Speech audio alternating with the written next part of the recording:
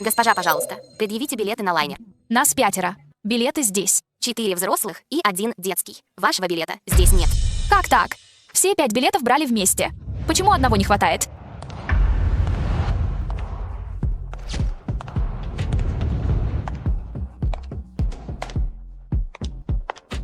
Ой, невестка, простите.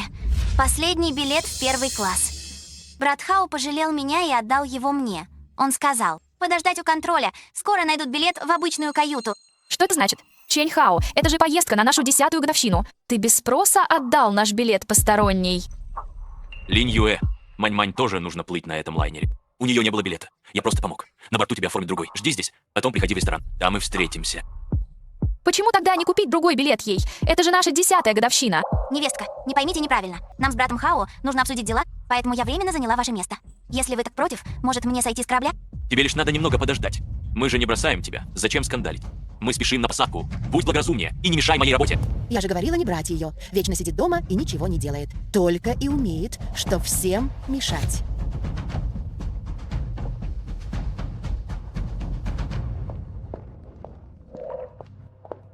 Глава семьи, сюрприз, который вы велели устроить на лайнере, готов. Сегодня вечером вы сможете раскрыть, что именно вы возглавляете группу Линь. Понятно. Вы идите на борт первыми и отнесите мой багаж в каюту. Слушаюсь. Ради Чэнь Хао я тогда заключила пари с родителями. 10 лет я скрывала статус и жила в семье Чэнь. Теперь понимаю, что родители, возможно, были правы. Забудь об этом. Все-таки мы столько лет муж и жена. По крайней мере, он помнит, что сегодня наша годовщина свадьбы. Дам Чэнь Хао еще один шанс. Пассажиры обычных кают, можете подниматься на борт. Мама, почему ты так долго? Ты что, опять копаешься? Сюань-Сюань, мама ждала билет внизу, поэтому задержалась. Не трогай меня. У тебя руки потные, противно. Так поздно пришла, пока ждали, вся еда остыла. Даже на посадку опоздала на час. Вечно копаешься и всех задерживаешь. Ладно, раз пришла, ешь не спеша, а мы вернемся в каюты. Ура! Не надо ждать маму. Я хочу поиграть в детской комнате внизу. Свободных одиночных кают не осталось, поэтому тебе взяли обычную. Номер с раздельными кроватями. Ты и так каждый день отдыхаешь дома. Какая разница, где спать? Ты предлагаешь мне делить каюту с незнакомым человеком. Чэнь Хао, что это значит? Мы договорились, что это будет семейная поездка в честь 10-летия нашей свадьбы. С какой стати мне делить каюту с незнакомцем? Я уже сказал. При переоформлении одиночных кают не было, да и бюджет закончился. Думаешь, деньги легко достаются? Я сам буду спать в одной каюте с сыном. Неужели ты не можешь просто потерпеть? Линь Юэ, ты думаешь, деньги в нашей семье с неба падают? Изначально мы вообще не собирались брать тебя в эту поездку. Ты сама потребовала отметить 10-летие, поэтому Чэнь Хао включил и тебя. Знаешь, сколько лишних расходов из-за тебя? Ты просто не ведаешь цену деньгам. Невестка, ты не содержишь семью и не знаешь, как тяжело брату Хао зарабатывать. Наконец-то мы все выбрались отдохнуть, и брат Хао потратил немалую сумму. Но хорошо, что вы заранее забронировали каюты 1 класса.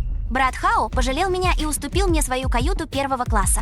Тетя Су. Папа, вы с бабушкой не обращайте внимания на маму. Мама просто маленькая дурочка. Она ничего не смыслит. Она сидит дома целыми днями. Ничего не делает, только деньги тратит. Сюань-Сюань. Как ты можешь так говорить о маме? Бабушка, мама так на меня смотрит. Мне страшно. Что ты на него уставилась? Разве Сюань-Сюань сказал неправду? Ты целыми днями сидишь дома на всем готовом, когда ты вообще работала. Ешь за наш счет, живешь за наш счет, да еще и капризничаешь. Чэнь Хао, ты вообще помнишь, что сегодня 10-я годовщина нашей свадьбы? Не злись, невестка. Брат Хао уступил мне каюту, потому что ценит меня как важного клиента. Ты привыкла жить без забот. Будь благоразумнее и не мешай брату Хао. Может, лучше я пойду в номер с раздельными кроватями? Невестка так сердится. Не хочется портить всем настроение. Просто я плохо сплю на новом месте, и с незнакомым человеком я вряд ли смогу выспаться. Не обращай внимания. Ты моя важная гостья. Не сравнивай себя с нахлебницей. Не обращайте внимания на эту дурочку Линь Юэ. Пойдем гулять с Сюань-Сюанем. Ура! Больше всего люблю играть с тетей Су. Эта дурочка Линь Юэ вечно ревнует и идет наперекор мужу. Так ей и надо, и мне это только на руку. Чэнь Хао — руководитель с зарплатой 3 миллиона в год. Если мне удастся выжить Линь Юэ и выйти замуж за Чэнь Хао, найдется кому закрыть дыру в 20 миллионов по моим кредитам. Линь Юэ, Мань-Мань мой давний важный клиент. Она не раз мне помогала. Она нам не чужая, почему о ней не позаботиться? А ты дома только прохлаждаешься. Тебе всего лишь надо разделить каюту. Зачем раздувать из этого трагедию? Прохлаждаюсь? Мы в браке 10 лет. Пока ты гулял и пил с друзьями, я готовила еду дома. Пока ты кутил с клиентами, я ухаживала за твоими родителями. Пока ты ездил отдыхать, я занималась хозяйством. И так 10 лет. До самой посадки я носила ваш багаж, а теперь вы поселились вместе. В каютах 1 класса, которые забронировала я, а меня выставили за дверь. И я нахлебница? Линь Юэ, хватит истерик. Не позорься. Поездка в честь годовщины свадьбы. А заставлять собственную жену делить каюту с незнакомцем тебе не стыдно? Не капризничай! Мы же едем вместе! Ты же сама хотела посмотреть вечернее шоу на этом роскошном лайнере. Живо догоняй! Теперь я, наконец, все поняла. Для тебя я никогда ничего не значила. Раз так, желаю вам хорошо повеселиться, а я ухожу. Хорошо, раз такая. Смелая, не возвращайся. Посмотрим, сумеешь ли ты прожить без меня.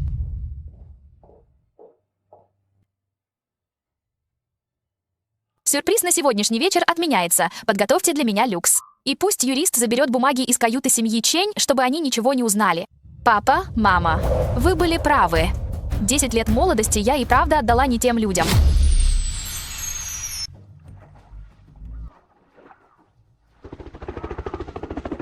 Папа, смотри скорее, вертолет. Группа Линь. Это наша компания? Папа, я тоже хочу полетать на вертолете. Это же помощник Джао. Что он здесь делает? Неужели босс, который никогда не показывается, тоже на корабле? Глава семьи. Вот соглашение о разводе, которое вы просили. Председатель Линь, соглашение уже изучено нашей юридической группой. Юристы подтвердили. Соглашение все еще имеет законную силу. Подписывай. Соглашение о разводе. Мы еще даже не поженились, зачем подписывать это заранее? Это для твоего же блага. Подпиши это на случай развода с моим сыном. Сможешь получить хотя бы несколько десятков тысяч, а иначе не получишь ни копейки. Подписывай. Мы же в ладах. Это соглашение просто бумажка.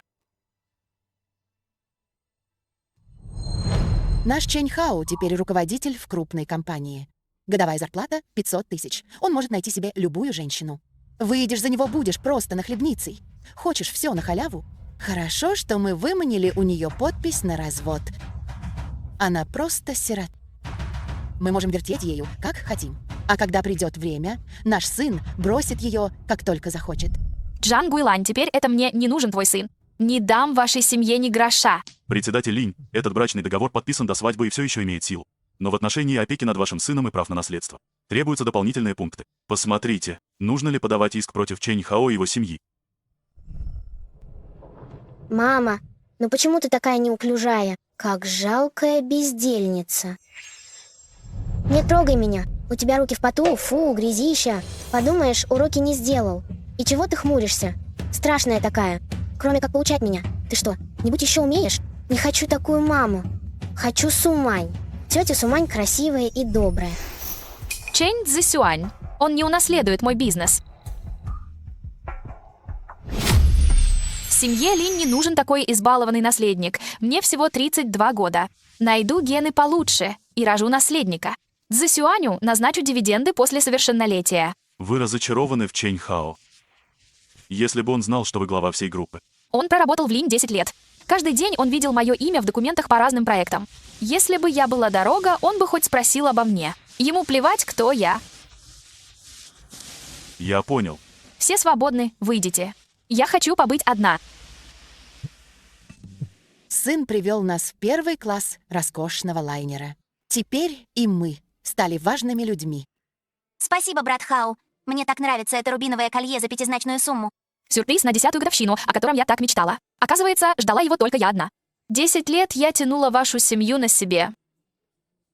За свои деньги заказывала им лучшие семейные люксы. Изо всех сил планировала сюрприз для этой поездки. А в итоге в их глазах я стою всего 2500. Дарит колье другой, а мне кровать? А все мои 10-летние усилия для семьи обернулись лишь дешевым билетом на подселение к незнакомцу. Вся моя искренность была напрасной. Что за чушь это Линь Юэ пишет в ленте Вичат? Мы по доброте душевной взяли ее с собой, а она решила нам все испортить. Невестка злится из-за подарка брата Хао? Не слушай ее. Она просто больная на голову. Это никчемное жалкое создание. Какой позор! Пусть родственники и друзья смеются над ней. Я должна выложить это в ленту Вичат и все прояснить, чтобы она не смела нас так порочить. Чэнь Хао пашет, а тебе все мало. Тетя, пожалуйста, не сердитесь. Возможно, невестка просто на мгновение потеряла рассудок. Какая мелочная. Зря взяли. Чтобы не расстраиваться лишний раз, Почему невестка такая жадная? Даже если она ревнует, что брат Хао купил мне подарок. Она не должна так расстраивать тетю.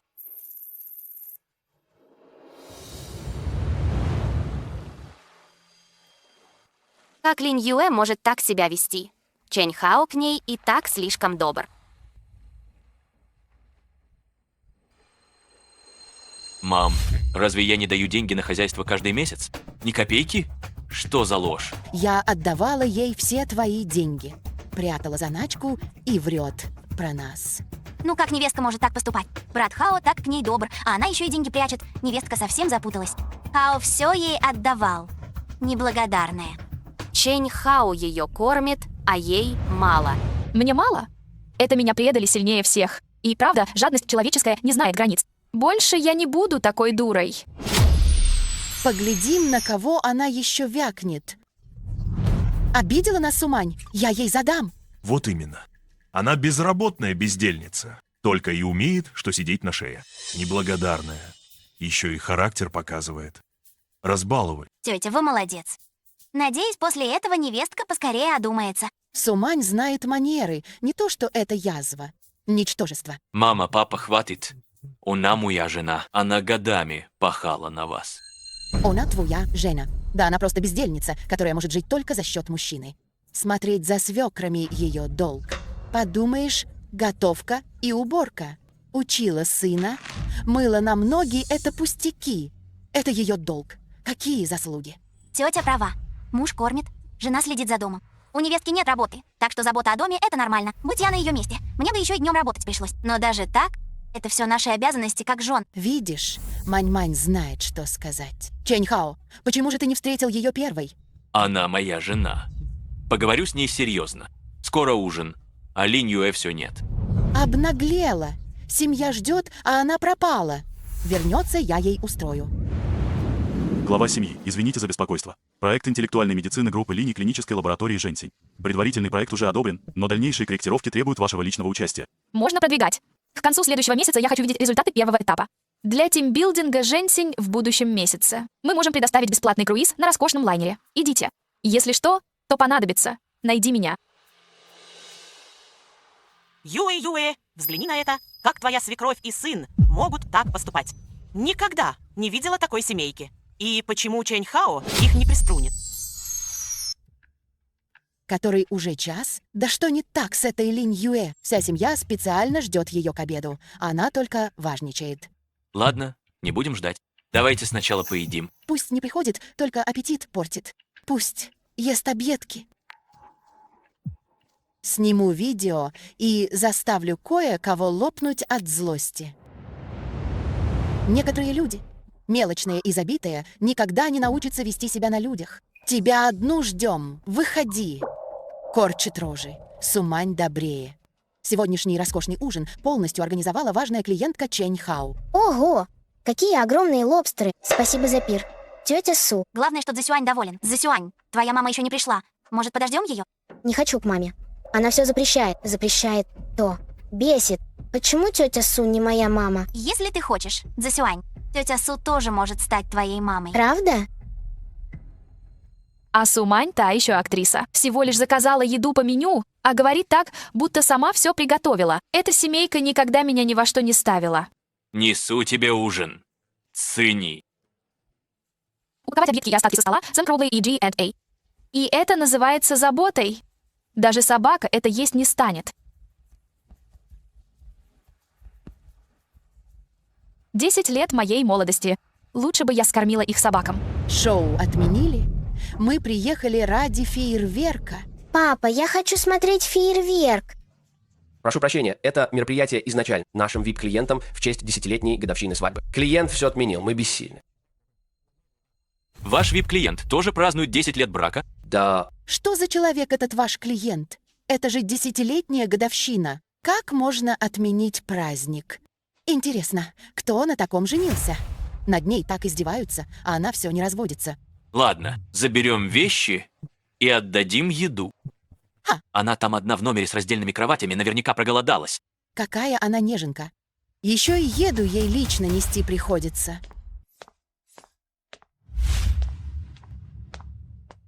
Линь Юэ, открывай. Мы за вещами. Не стучите, она давно выехала. Ее вообще здесь не было. Ушла и молчит? А вещи где? Невестка слишком уж раздухарилась. Столько времени прошло, а она все еще дуется на нас. Подумаешь, не поселили ее в 1 классе. Зачем так обижаться, что аж из номера выехать? Погодите-ка. Она сбежала. Кто помоет мне ноги? Чэнь Хао, звони. Пусть тащит багаж сюда и моет мне ноги. Не дозвониться. Не берет трубку. Не отвечает? Дрянь. Она хочет жить нормально? Папа, а где мама? Я жду, когда она меня искупает и вещи постирает. Я позвоню. Посмотри, на ком ты женился. Никаких приличий не знает. Я даже специально оставил ей ужин, потому что переживал. Куда она пошла ночью? Брат Хау, может, невестка все еще злится? Она вас заблокировала? Слишком уж она обидчивая. Совсем вас не уважает. Злиться? Какое она имеет право злиться? Семья отдыхает, а она вечно мешает. Чэнь Хао, проучи ее как следует. Пусть знает, кто в доме хозяин. Папа, я спать хочу. Найди маму быстрее. Мне еще нужно помыться. Пусть она меня искупает. Сын, ты куда? Я пойду ее искать. Где Линь Юэ и наши вещи? Без нее мне даже белье не найти. Хочу маму, я устал. Она должна меня помыть, постирать одежду. Хочу сказку на ночь. Как думаете, не могла ли невестка сгоряча? Назло брату Хао. Найти кого? То другого? Только пусть попробует. Она ест наш хлеб и носит нашу одежду. Чэнь Хао пашет ради семьи. Он даже на сторону не заглядывается, так какое она имеет право таскаться где-то. Даже если невестка так поступила. Наверняка она просто погорячилась. Разводись с ней немедля. Поглядим, как она выживет без работы. Беспутная женщина. Тетя, не сердитесь. Это лишь мои догадки. Просто невестка молча съехала из номера. Это действительно наводит на нехорошие мысли. Дай мне свой телефон. Я попробую дозвониться до нее еще раз. Линь Юэ, где ты вообще пропадаешь? Почему не берешь трубку? Что? Есть дело ко мне? Линь Юэ? Ах ты, дрянь, бросила мужа и сына. Где ты шлялась? Невестка, ты выходишь из вип-каюты? И эта одежда на тебе выглядит совсем не дешевой. Прекрасно. Дрянная девчонка. С кем ты гуляешь? Откуда деньги? Жена, почему ты не отвечала на звонки? И еще, откуда у тебя деньги на вип-каюту? Откуда деньги? Наверняка нагуляла. Невестка, брат Хао так добр к тебе. Даже еду специально оставил. Как ты можешь специально его злить? Это тебе. Ешь скорее. Вы вечером угощали Сумань лобстерами и морскими ушками, а мне подсунули холодные объедки. И это отношение? Мисс Су важна для Чэнь Хао. А ты, нищенка, по какому праву еще и привередничаешь? Скажи спасибо, что вообще кормят. Мама, ты где пропадаешь? Иди скорее искупай меня. Линь Юэ, ты что творишь? Больно ценны ваши объедки, я и прикоснуться к ним не смею. Линь Юэ, неблагодарная ты тварь. Принесли еду, а ты неблагодарная. Ценить? Ты права. Мне действительно стоит быть благодарной. Спасибо, что наконец помогли мне все осознать. Поэтому я специально приготовила сюрприз к нашей 10-й годовщине. То тоже. Давай скорее свой подарок для Чэнь Хао к годовщине. Невестка, а ты молодец. И вип-каюта, и сюрприз для брата Хао. Наверное, кучу денег потратила. Видать, есть заначка.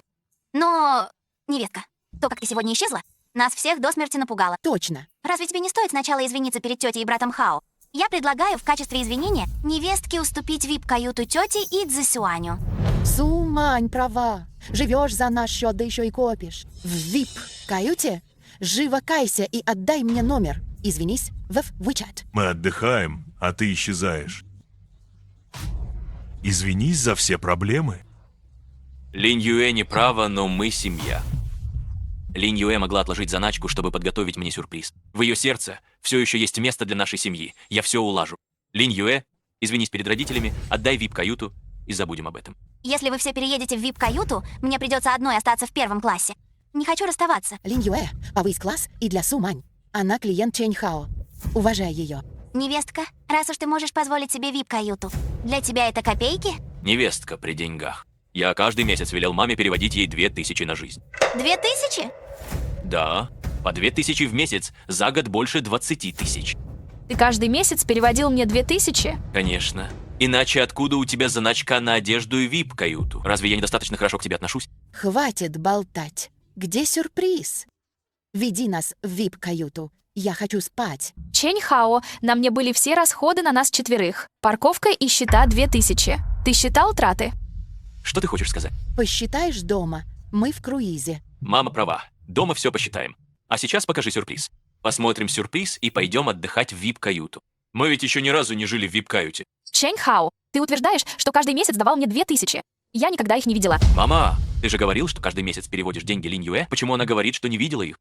Деньги за месяц не успела отдать. В этом месяце за 10 лет в вашей семье я не получила ни копейки. Я плачу за вашу еду и одежду. Чушь! Ты же не работаешь? Без моих денег ты бы даже хлеб не купила. Линь Юэ, знаю, мы с мамой тебя разозлили. Покажи свой сюрприз. Линь Юэ, живо сюрприз. Хорошо. Раз уж вы так хотите сюрприз, я вам его устрою. Ты хочешь развода? Ты хочешь со мной развестись? Линь Юэ, только потому, что я попросил уступить VIP-каюту. Это же всего лишь каюта. К чему скандал? Из-за пары десятков тысяч. Для тебя это мелочь. Чень Хао, спроси себя честно. За 10 лет брака ты хоть раз считал меня женой? Я 10 лет безропотно пахала на вашу семью. И что получила? Я была вам прислугой. И даже позволял сыну вместе с ними называть меня никчемной. Бабушка сказала, что мама не работает и живет за папин счет. Никчемных людей так и называют. Цзэсюань, замолчи. Не смей так говорить о маме. Линь Юэ, я признаю, ты не работаешь.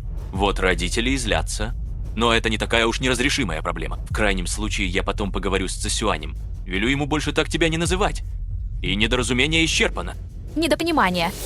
Чень Хао, ты сам говорил, что твоим родителям не нравятся посторонние. И хотел, чтобы наш ребенок с детства всегда был рядом с бабушкой и дедушкой. Только поэтому я согласилась стать домохозяйкой. А теперь твои родители считают мою жертву само собой разумеющейся. Они еще и унижают меня, а ты хочешь замять все словом «недоразумение»? И еще.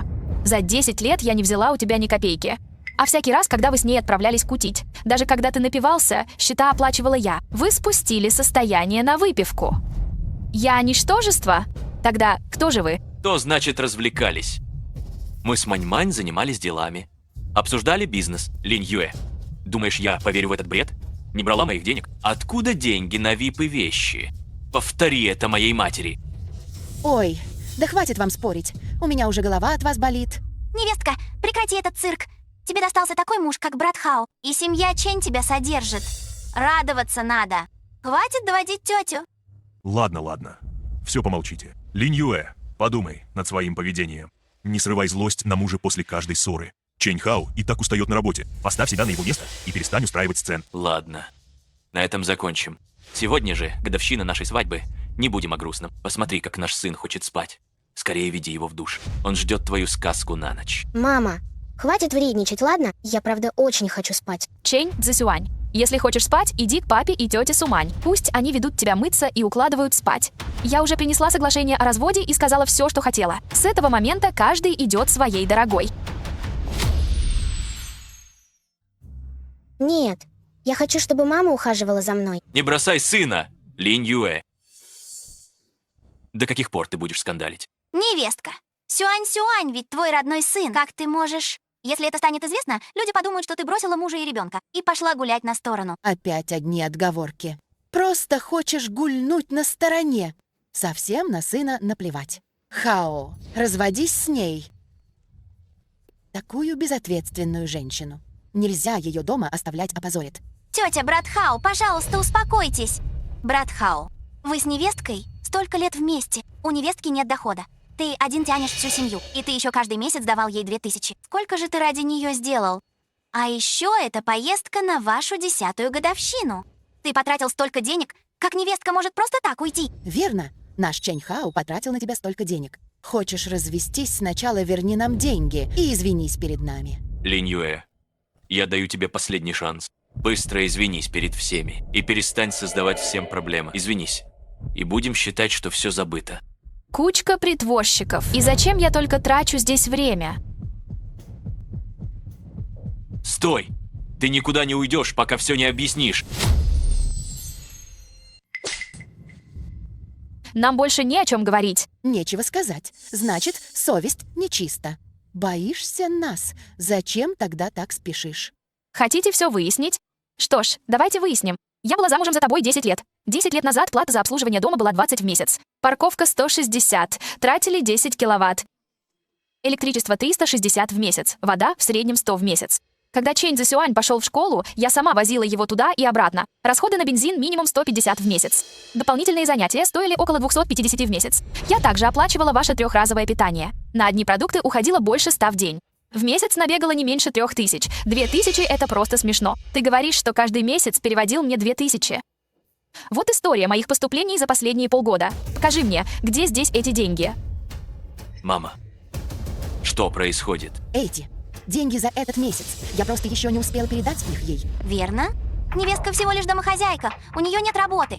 Откуда у нее такие деньги? Имущество супругов общее. На что я хочу тратить свои деньги? Тебя постороннюю не касается. Кстати, не пора ли тебе сначала вернуть деньги, которые я за тебя заплатила? Разве ты не заплатила за брата Хао? Хватит. Все мы одна семья. К чему эти мелочные подсчеты? Значит, теперь я мелочная? Ты как свекор. Только и умеешь важничать передо мной. Ты, как свекровь, ты язвительна и мелочна к невестке, изводя ее как только можно. Совсем страх потеряла. А ты? Позволяешь своим родителям издеваться над собственной женой. Позволяешь сыну обзывать родную мать никчемной. Выкинул меня за клиента. Линь Юэ, ты с ума сошла? Что за чушь ты здесь несешь? И ты тоже. Строишь из себя святошу. Прикидываешься доброй, а сама только подливаешь масла в огонь. Ты посмела меня ударить. А как иначе? Ты думала, я буду молча стоять, пока ты меня бьешь? Мой багаж, мои вещи. Что вы творите? До дня, когда соглашение о разводе вступит в силу. Больше не смейте появляться у меня на глазах. Желаю вам всем быть вместе вечно. Я больше не собираюсь вам прислуживать. Сын, ты видел? Это Линь Юэ. Совсем страх потеряла. Мама злая, она всех бьет. И дедушку, и тетю Сумань. Мама очень плохая. Мне больше не нужна мама. Посмотри, на ком ты женат. Это просто возмутительно. Знал бы, не пустил бы Линь Юэ в семью. От нее нет покоя.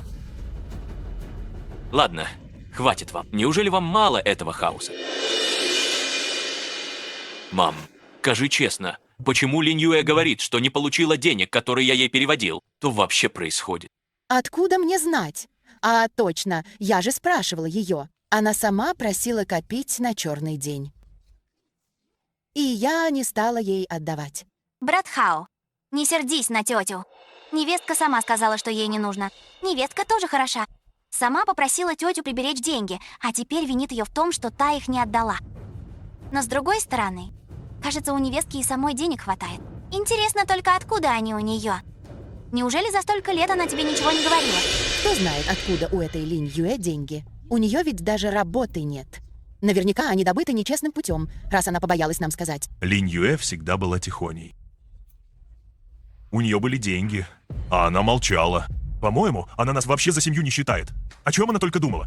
10 лет растили, и такая неблагодарность. Хорошо, что Чэнь Хао с ней разводится. Все равно в соглашении прописано, что она уходит ни с чем. Она не получит ни гроша. Зато в доме, наконец, то будет спокойно. Пап, мам, не делайте только хуже. У меня сейчас карьерный рост. Вы хоть понимаете, как развод может навредить моей репутации? Главное, чтобы ты сам все понимал. И не позволяй этой женщине садиться тебе на шею. Брат Хао, не злись. Невестка обычно очень рассудительная. Эти слова о разводе наверняка просто сказаны сгоряча. Невестка так тебя любит. К тому же у вас общий сын. Она точно не решится на настоящий развод, хотя это и правда странно. Обычно у невестки такой спокойный характер. Почему в этот раз она так вспылила? Она и раньше так себя вела дома? Или ей кто-то что-то наговорил?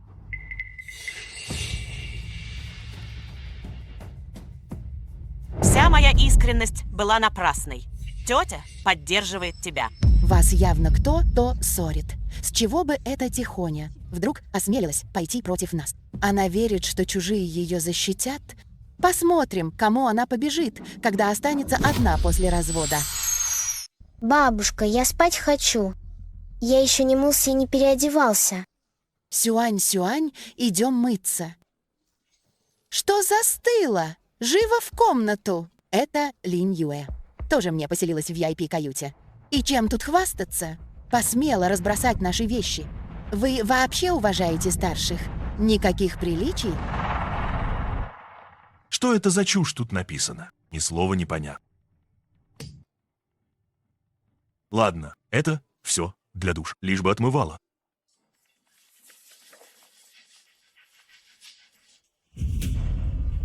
Да что с тобой такое? Не можешь отличить гель для душа от шампуня? Линь Юэ купила какой? То импорт. Там все на иностранном. Мама, хочу к маме. Мама никогда не ошибалась. Ладно, я отведу Сюань-Сюаня в медпункт. Зачем к врачу? Выпью 2 таблетки и все. Мам, это лекарство для взрослых. Детям его нельзя. Мама, папа, отдыхайте. Схожу к врачу сам. Завтра много дел. Вставайте пораньше. Никчемная. Даже за ребенком нормально присмотреть не смогла.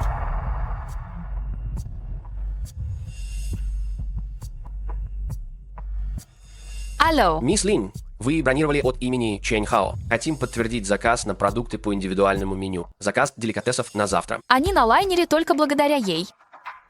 Ужин без очередей. Это я заранее позвонила в ресторан и забронировала индивидуальное меню. Но раз мы разводимся, мне нет дела до того, что будет есть семья Чэнь. Больше не нужно. Все деликатесы, которые я заказывала для Чэнь Хао, прекратите им поставлять. Те продукты, что предназначались для них. Теперь доставляйте в мой номер в VIP-каюте. Понял, мисс Линь. Отдыхайте. МГМ. Как представлю, с чем столкнутся Чэнь Хао и остальные завтра в ресторане. Не могу сдержать улыбки.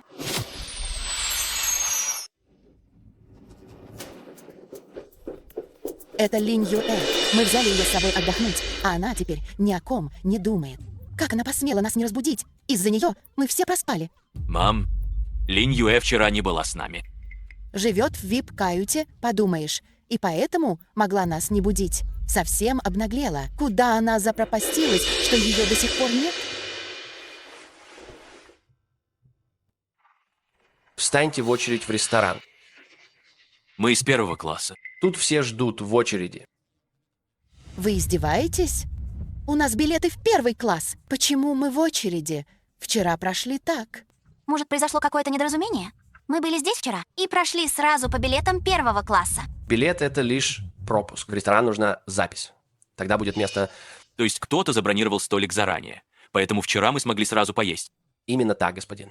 Согласно записям, одна госпожа Линь забронировала вчерашнее индивидуальное меню для всей вашей семьи. Линь Юэ знала про бронь. Специально промолчала, чтобы нам насолить. Брат Хао, невестка, конечно, тоже хороша. Раз уж она сделала бронь, почему же она не предупредила нас заранее? Мы-то думали, что это привилегия 1 класса. Разве это не было сделано специально, чтобы выставить нас дураками? Тогда я хочу забронировать 5 индивидуальных обедов сейчас. Мест на сегодня нет. Вы можете записаться только на обычный шведский стол. Места закончились? Да вы видели, который час? Деликатесы нужно заказывать по телефону за 1 день. Мы закупаем их на берегу специально под количество заказов. Поставки ограничены ежедневно. Вчера вы смогли пообедать только потому, что мисс Линь заранее. Она заказала через центр. Линь Юэ с ума сошла? Почему не на все дни? Она подставила нас нарочно. Ей вообще плевать на эту семью? Отец, мама, давайте сначала встанем в очередь. Все голодны, нужно хотя бы поесть. Просто сегодня нужно не забыть забронировать заранее. Папа, я хочу вон то. Сюань, будь умницей. Как только папа забронирует сегодня вечером, завтра у нас будут лобстеры. Не нужно рано вставать, никакой суеты. Готовить завтрак на всю семью и не слышать руганий Чжан Гуйлань. Не нужно видеть холодное лицо Чэнь Хао. Вот это и есть наслаждение жизнью. Председатель Линь, хорошие новости. Наши испытания препарата против рака, данные 3-й фазы, получены раньше. Результаты отличны. Очень хорошо. Я довольна прогрессом. Старейшина Мэн, как идет расширение лаборатории Женсинь? Чертежи и тендерные документы готовы. Торги в следующем месяце. Порог входа установлен? Оборудование и квалификация в норме. Требования к опыту очень жесткие. Участников много. У некоторых из них очень влиятельные связи. Связи не важны. Важно наличие реальных способностей.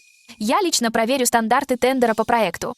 В день тендера я также буду присутствовать лично. Если вы будете там лично, я спокоен. Буду в том же темпе. Хорошо. Сообщите мне, когда будет назначено время тендера.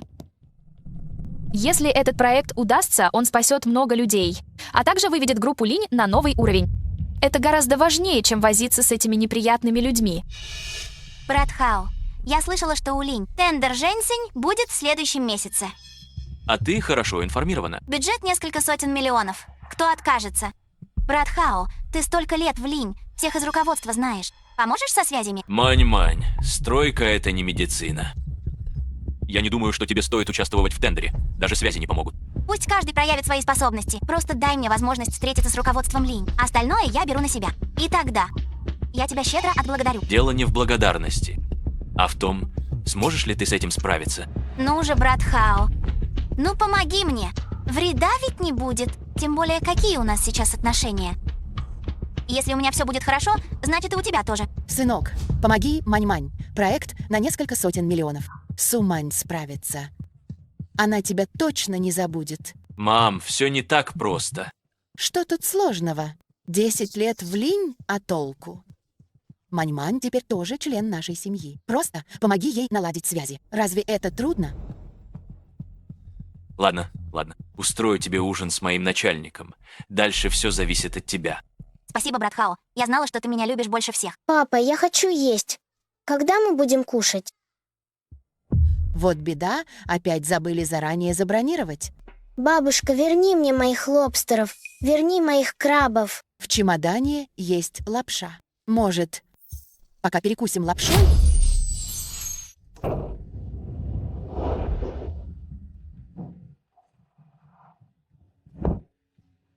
Это Линь Юэ. Зачем ей столько багажа? Она-то молодец. Развернулась и укатила. А мы тут из-за этого багажа вымотались как собаки. Хватит ругаться. Ее здесь нет. Она все равно не слышит. Ты еще смеешь говорить. Это платье стоит больше 3000. Посмотри, во что ты его превратил после стирки. Откуда мне было знать? Раньше за стирку всей одежды отвечала Линь Юэ. Тоже знал, как именно она это делала. Раньше никогда не приходилось переживать, что одежда испортится. Я хочу есть. Сварю тебе лапшу. Кому нужна твоя паршивая лапша? Кроме первого дня, мы на корабле каждый божий день ели только лапшу. Я не хочу больше лапшу. Я хочу свиные ребрышки с картошкой, которые мама готовит. Хочу к маме. Сюань-Сюань, твоя мама неизвестно где скитается. Тетя Су скоро отвезет тебя в КФС, хорошо? Не хочу. Я хочу китайскую еду. Почему Линь Юэ нет дома? Наш дом превратился в груду мусора. Везде полный хаос. Линь Юэ совсем обнаглела. Остынь. Дома бардак, а ее все нет. Что это значит? Кому она пытается строить рожи? Линь Юэ раньше никогда мне не жаловалась. Когда она была дома, мне никогда не приходилось беспокоиться о хозяйстве. Мам, пусть вернется и следит за домом. В крайнем случае, уступлю ей и уговорю вернуться, чтобы она заботилась о вас. Зачем? Линь Юэ тебя не ценит. Ты пашешь, а она требует внимания. Ты просто слишком ее разбаловал. Все-таки мы супруги, да и развод сейчас плохо скажется на моей репутации. Делай, что хочешь. Мужики, как женятся, сразу про мать забывают. Вот посмотри. Она вообще не хочет брать трубку. Почему ты так долго не отвечала? Если ты звонишь только ради этого, я вешаю трубку. Быстро возвращайся. Дома сейчас все пошло наперекосяк. Сын тоже скучает по твоей еде. Прошло уже столько дней, хватит уже ломаться. Ты закончил? Я сам тебе позвонил, это уже большое одолжение с моей стороны. Что тебе еще нужно? Одолжение мне? Не потому ли ты звонишь, что сам чувствуешь себя униженным? Поэтому решил прощупать границы моего терпения. Чэнь Хао, не трать мое время, оно сейчас слишком дорого стоит. Впредь, если что-то нужно, просто пиши сообщение. Мне лень с тобой. Алло, Линь Юэ, ты смеешь бросать трубку? Она посмела бросить трубку. Эта дрянная девчонка совсем страх потеряла. Она же безработная бродяжка. Как она смеет идти против нас? Думает, мы без нее рухнем? Сейчас круизные лайнеры не ходят. Невестке некуда идти, где она может быть? Наверное, пошла к своему спонсору. Ну и невестка. Неужели она думает, что Чэнь Хао будет об этом жалеть? Линь Юэ без нас никто. Посмотрим, как она выживет без Чэнь Хао. С ее жалкими заначками посмотрим, сколько она протянет. Ладно, Мам, больше не упоминай эту женщину. Пусть катится куда хочет. Все равно я скоро с ней разведусь. Будем жить своей жизнью. Пусть локти кусает. Чэнь Хао прав. Жить своей жизнью важнее всего. К тому же, у вас же есть я. Раз невестка не вернулась, я сама могу о вас позаботиться. Наша Мань-Мань лучшая, и понимающая, и заботливая. Мне все же кажется это странным. У невестки ни жилья, ни работы. Те копейки, что у нее были, наверняка потрачены на лайнере. Она так долго не появляется. Ее кто-то подговорил или она действительно нашла другого? Не может быть. Я знаю, Линь Юэ. Она меня любит. Раньше бросала все. Хотя сейчас у нас небольшое недопонимание. Да кто еще? Думаю, это те бездельники, что пишут ей в ленте WeChat. Сборище неудачников. Завистники просто сеют раздор. Линь Юэ совсем неблагодарная. Она еще пожалеет о своих поступках. Сынок, в этот раз ты не должен давать слабину. Она хочет развода? Соглашайся, без тебя она не нужна никому. Придется ей улицы подметать. Ей всего лишь за 30. Ты еще молод и успешен, сможешь найти кого-то получше. Мам, пока слишком рано об этом говорить. У нас период примирения. Даже если и заводить новые отношения, то только после официального развода, иначе это будет выглядеть некрасиво. Линь Юэ, продолжай в том же духе. Твой муж, твой сын и все имущество семьи Чэнь скоро станут моими. Нет, я не могу это так оставить. С чего Линь Юэ так наглеет, и какое право сестра Ли имеет? Вмешиваться в чужие семейные дела? Она не ценит своих, пусть страдает. Даже в отпуске умудрилась устроить скандал. Джан Гуйлань, на что ты намекаешь? Я говорю чистую правду. Послушай свою совесть. Она была к вам добра. Помогала твоему мужу. Она таскала твоего тяжелого мужа на руках. Жаловалась на трудности. Она закрыла твой долг. А ты все врешь. Ты 10 лет крала ее деньги. Сколько ты присвоила? На камерах наблюдения у владельца все еще хранятся записи. Объясни, куда делись те 2000? Ты же говорила, что откладываешь их для Линь Юэ. Я ее свекровь. Что такого, если я взяла у нее немного денег? У нее самой есть заначки, а ты все равно разводишься с этой никчемной. Тебе что, жалко ее? Как сестра Ли могла так поступить? Она выложила нашу личную переписку из группы в ленту в WeChat. Вы видите? Эта сестра Ли намеренно всех ссорит. Это Линь Юэ. Как ни в чем не бывало, все еще якшается с ней. Линь Юэ, приди в себя. Сестра Ли плохой человек? Неужели ты будешь спокойно смотреть, как она порочит мою мать ради тебя? Оказывается, то, как эта семья со мной обращалась, было очевидно даже посторонним. Линь Юэ, очнись. Ли плохая. Ты позволишь ей порочить мою мать? То, на что даже посторонние не могут смотреть спокойно, некоторые люди умудряются просто игнорировать. Так что ты от меня хочешь? Живо напиши в ленте WeChat опровержение ради моей матери. И хватит капризничать. Вся семья ждет, когда ты вернешься и возьмешь все в свои руки. Люблю тебя. Возьму все в свои руки, чтобы снова пахать на вас как лошадь. Чэнь Хао, ты за дуру меня держишь? Я прекрасно вижу, кто честен, а кто лицемерен. Чэнь Хао, я еще на круизном лайнере все ясно сказала. Я требую развода. Ребенок остается с тобой. Я не шучу. И впредь не беспокойте меня ни по каким вопросам, кроме развода. Меня от вас тошнит.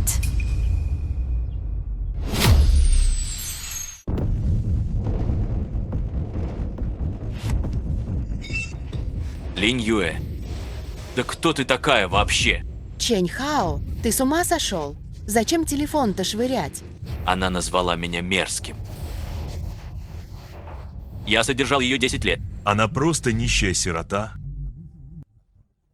Невоспитанная. Показала свое лицо. Не злись. Она никто без нас. Она будет страдать. Подождем возмездия. Брат Хао, мне правда обидно за тебя. Вы к ней со всей душой. Почему же она так настаивает на разводе? По-моему, невестке просто голову запудрили. Хлебнет горе.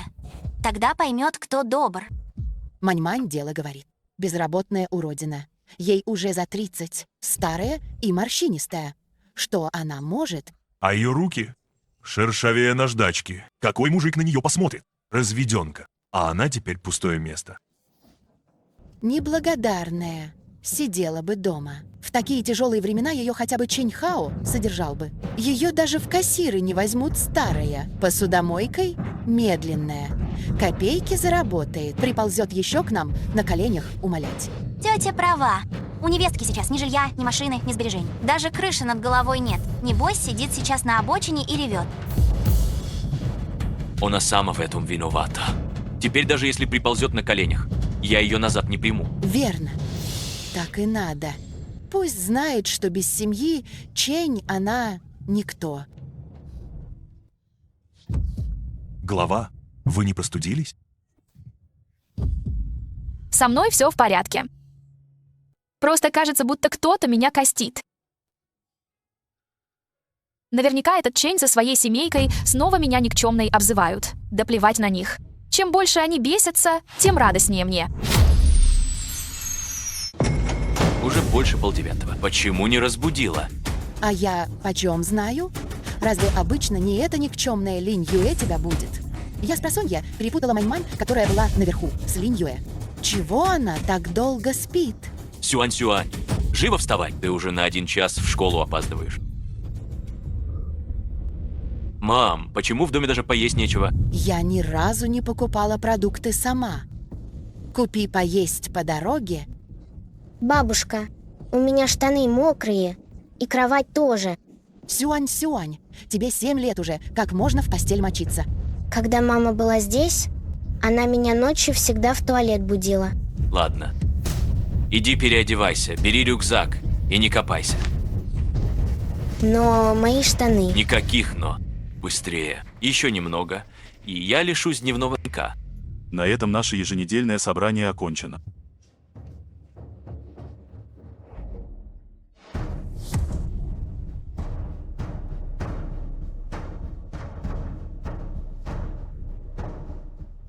Помощник Чжао. Я в пробку попал.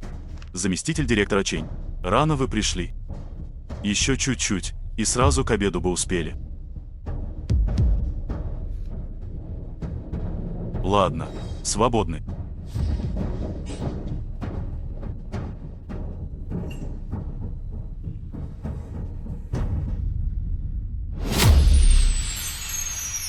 Господи помилуй. Что же это такое? Тетя, это же простая задача о цыплятах и кроликах. Она решается через уравнение. Правда, не стоит специально покупать цыплят и кроликов. Не обязательно? А я-то думала, надо их всех собрать, чтобы ответ узнать. Просто считай ноги. Дай посмотрю. 10 голов, 28 ног. У курицы 2 ноги. У кролика 4. Что такое X? Ничего не понимаю. Мама не так учила. Мама всегда рисовала картинки. Какие еще картинки? Сумань умная, не ошибется. Тогда давай по-другому, Сюань-Сюань. Предположим, что у нас одни курицы. Не хочу предположений. Мне нужен правильный ответ. Объясни задачу Сюань-Сюаню. Сюань-Сюань не понимает. Задача о цыплятах и кроликах? Это же программа начальной школы. Как вы, 3 взрослых, не смогли разобраться. Допустим, все 10 курицы. 20 ног — это на 8 меньше, чем 28. Заменяя одну курицу на кролика, прибавляем 2 ноги. Значит, кроликов 4. Цыплят ровно 6. Как можно заменить цыплят кроликами? В телевизоре сказали, что это разные виды, они не могут скрещиваться. Это допущение, а не настоящая замена. Поменьше смотри всякую ерунду по телевизору. Я не буду писать. Я хочу к маме. Когда мама учила меня, она никогда не сердилась. Твоей мамы здесь нет. Чего ты со мной споришь? Чего ты срываешься на ребенка? Сам научить не можешь, а винишь его.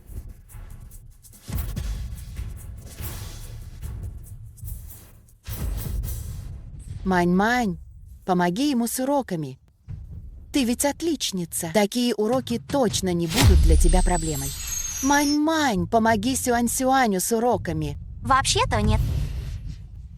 Вы каждый раз едите еду на вынос, и все это оплачиваю я. А теперь еще просите меня делать уроки за этого мальчишку. Ничего страшного, тетя. Сейчас важнее успокоить Сюань-Сюаня. Мань-Мань, ты все-таки очень понимающая.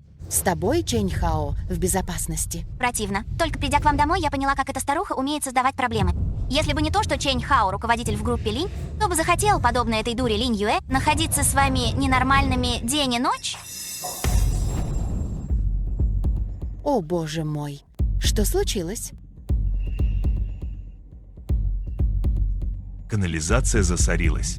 Эта никчемная Линь Юэ ушла и даже не прочистила трубы. Только и умела, что даром хлеб есть. Вот теперь дом затапливает. Она пропала на полмесяца. Подумаешь, полмесяца. Она что, умерла? Сначала должна была все дома уладить, а потом подыхать. Тетя, что здесь происходит? Ты что, ослепла? Канализация забита, нас заливает. Тетя, я вдруг вспомнила, что в компании срочное дело. Мне нужно немедленно туда съездить. Сейчас? Дома такой хаос, а ты собралась уходить? Ты неблагодарная. Живешь у нас, ешь наше, а как беда, так сразу в кусты. Тетя, мне правда нужно работать. К тому же, мне и так неудобно, что я вас так долго стеснила. Не сердитесь, я навещу вас позже. Кто еще за чей счет живет? Столько времени заказывала вам еду, и мне не возместили ни копейки. Это просто невыносимо. О дивидендах поговорим позже. Сейчас важнее сохранить свое. Идиоты. Один другого глупее. Ладно. Давай сами попробуем вантузом. Я видел в интернете, что нужно просто качнуть вантузом. Где этот вантуз? Раньше его всегда покупала Линь Юэ. Я понятия не имею, куда она его положила.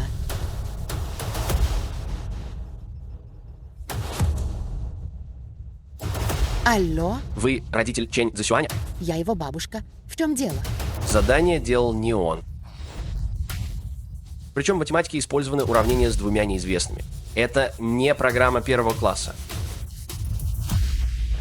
Его учила тетя Су. Пожалуйста, будьте внимательны. Задание ребенок должен выполнять самостоятельно. Кроме того, Чэнь Цзэсюань опаздывает уже 2 недели подряд. Зайдите в школу из-за прогулов. Для беседы нам некогда. Дома дел не в проворот. Свяжитесь с его отцом. Как же все надоело. Еще и школа проблем добавляет. Когда эта негодница Линь Юэ была дома, почему не было столько хлопот?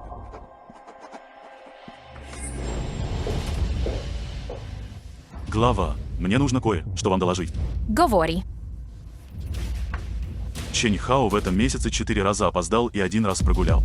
В данных по 2 проектам допущены ошибки, была 1 жалоба от клиента. Начальник отдела уже беседовал с ним, но ситуация не улучшилась. И что дальше? Согласно уставу компании, за 5 опозданий или 2 прогула выносится строгий выговор. Начальник отдела предлагает, что если у него снова возникнут проблемы, то его проекты следует передать другим сотрудникам. Действует в таких случаях строго по правилам компании. Не нужно докладывать мне об этом специально. Слушаюсь. Впредь о его делах мне докладывать не нужно. Разбирайтесь с этим как положено, лишь бы это не влияло на бизнес компании. Слушаюсь. Сегодня проводится стартовое совещание по проекту «Женьсень». Чэнь Хао представит общий план проекта. Всем здравствуйте. Общий бюджет проекта 38 миллионов. Закупка оборудования 15 миллионов. Стройка 10 МЛН, штат 8. Менеджер Чэнь, вы уверены, что цена закупки соответствует данным из вашего отчета? Директор Ван, прошу прощения. Это наша ошибка. Забыли обновить базу данных. Сейчас я заново представлю отчет для всех. Бюджет 40 миллионов. Оборудование 18. Строительство 10 миллионов. Общие затраты на персонал 8 миллионов. Войдите.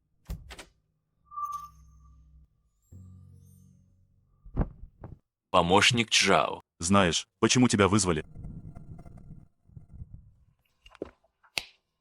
4 опоздания и 1 прогул за месяц.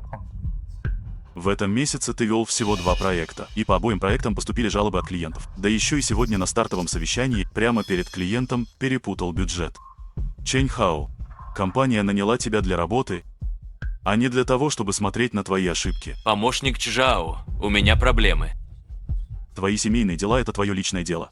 Не приноси домашние проблемы в компанию. Если не справляешься, проваливай.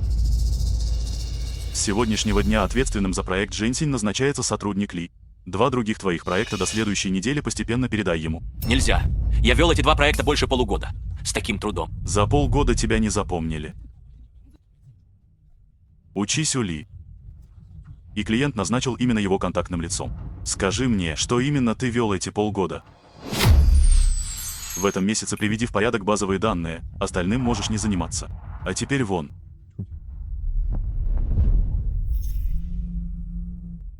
Ваш сын прогуливает занятия. Уже серьезно мешает учебному процессу школы. Школе нужно, чтобы родители лично разъяснили ситуацию. Раньше мне никогда не приходилось об этом беспокоиться. Если бы Линь Юэ все еще была дома... Глава семьи.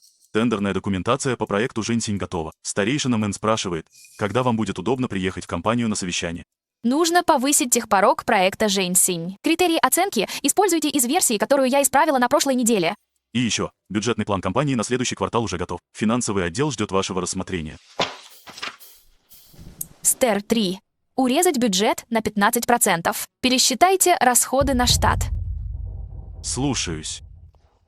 Кроме того, нужна ваша подпись под планом кадровых перестановок руководителей нескольких отделов. Перестановки пока отложите. Обсудим лично, когда я приеду в компанию. Понял. И еще, организуй все.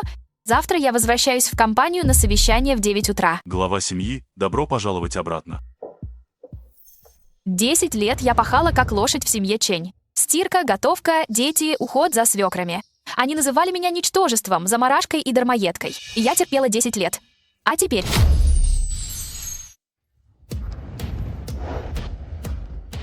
Вы видели уведомление? Председатель возвращается. Видел. 3 года его не видел.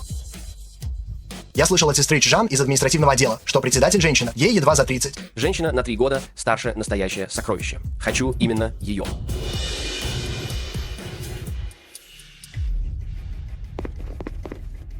Председатель скоро придет, если я смогу ухватиться за этот шанс, и председатель увидит мои способности. Вернусь в проект Жэньсинь.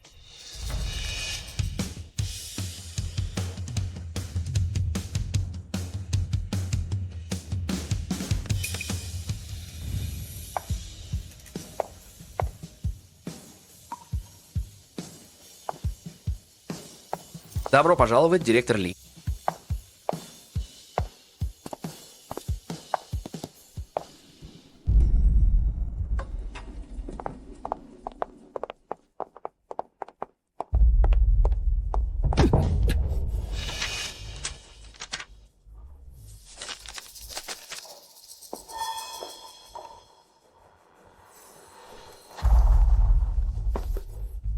Линь. Линь Юэ. Линь Юэ. Это просто безумие. Это не может быть она. Домохозяйка, которая целыми днями стирает, готовит и сидит с детьми. Она председатель Линь? Глава. Чэнь Хао только что проходил мимо и не сводил глаз с вашей спины. Я знаю. Желаете, чтобы я... Не обращай на него внимания. Неважно, узнал он меня или нет. Главное, чтобы он меня не беспокоил. Ищу директора Ван Зэньлиня. Ван занят. Ждите в приемной. Не нужно. Я подожду здесь. Скажите, пожалуйста, я видела в холле такую суету. К нам приехал кто? Кто важный? Да, наш председатель приехала в офис. Председатель? Та самая таинственная председатель группы Линь, чье местонахождение всегда было загадкой. Она приехала? Та самая таинственная председатель группы Линь, чье местонахождение всегда было загадкой? Она приехала? Да. Девушка, не подскажете, на каком этаже кабинет председателя? У меня есть предложение по проекту Жэньсинь. Я бы хотела лично представить его вашему председателю. У председателя нет времени на встречи. Есть план сотрудничества. Вы можете сначала передать его в операционный отдел. Не могли бы вы тогда передать ей? Я от директора Вана из отдела инвестиций. Сожалею, но, боюсь, у директора Вана сегодня нет времени. Если бы Чэнь Хао, этот никчемный тип, не оплошал, пришлось бы мне терпеть выходки этой секретарши. Если гора не идет к Магомеду, то Магомед идет к горе. Раз председатель Линь здесь, я ее точно подкараулю.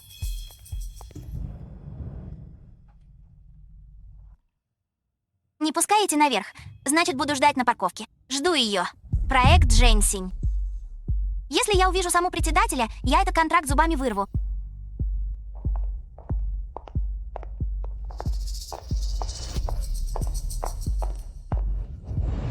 Как здесь оказалась Линь Юэ, эта старая Мегера? Почему она выходит из VIP-зоны? А этот мужчина мне кого-то напоминает.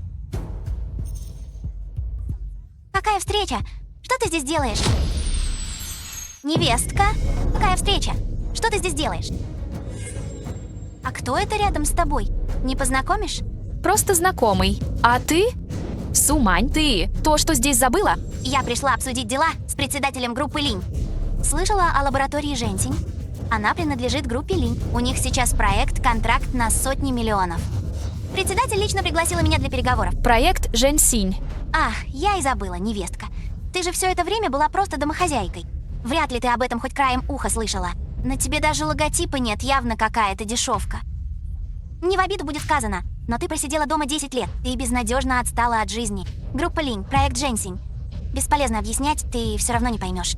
Я понимаю в этом меньше вас. Разумеется. Проект Женсинь – это основа группы Линь на ближайшие 3 года.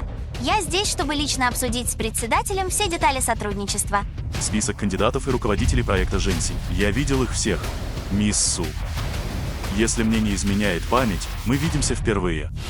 Это потому что твой уровень слишком низок. Я руководитель ключевого проекта. Я не встречаюсь со всяким сбродом. Вот когда дорастешь до руководителя, тогда и поговорим. В таком случае, мисс Су, ответьте, каков основной технический порог проекта Женсинь? В чем заключается первое требование? Откуда мне знать такие тонкости? Я обсуждаю с вашим председателем только продвижение и стратегию. Техотдел все решит. Мисс Су, Женсинь — это проект в сфере медицины. В критериях тендера жестко прописан технический порог. Даже специалисты по продвижению и логистике обязаны знать, что компания — участник. Нужна лицензия и 50 малена. Вы же говорите, что не в курсе. Мисс Су, ваша компания действительно соответствует критериям тендера? Откуда вам знать? Вы не профи. Разве нельзя просто узнать в техническом отделе? Мисс Су, вы даже не знаете условий тендера, а говорите, что пришли договориться о сотрудничестве с председателем. Боюсь, вы даже не знаете, где находится кабинет председателя. Замолчи! Ты всего лишь мелкий помощник на побегушках. Ни черта ты не понимаешь. Смотри, а то я расскажу заместителю директора Чэнь Хао о тебе и Линь Юэ, и он тебя уволит.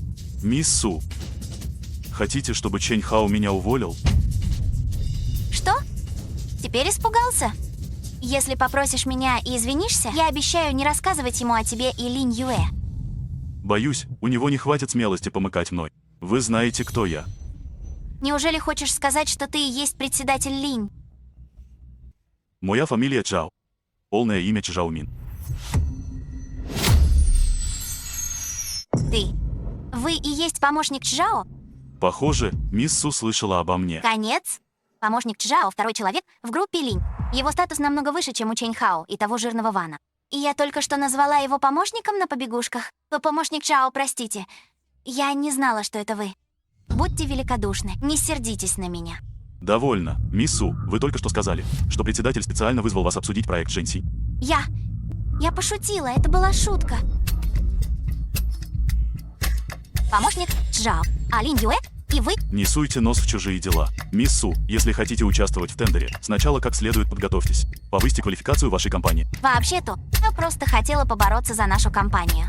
Помощник Чжао, вы же знаете, как тяжело сейчас вести бизнес. Если закончила, уходи скорее. Маленький Чжао может и ударить, если разозлится. Я знаю, что у вас с помощником Чжао такие отношения, но не нужно быть такой собственницей. Брат Хао тогда тоже не выдержал тебя, поэтому... Мисс Су, не смейте давить на мисс Линь именем Чэнь Хао. Чэнь Хао ей в подметке не годится. Помощник Чжао, простите. Я правда не знала, что у вас с невесткой такие отношения. Сумань, ты правда думаешь, что я не бью женщин? Хорошо, я ухожу. Линь Юэ, ты, замухрышка, с какой стати? Помощник Чжао тебя защищает? И этот проект Женсинь. Нет, я не могу это так оставить.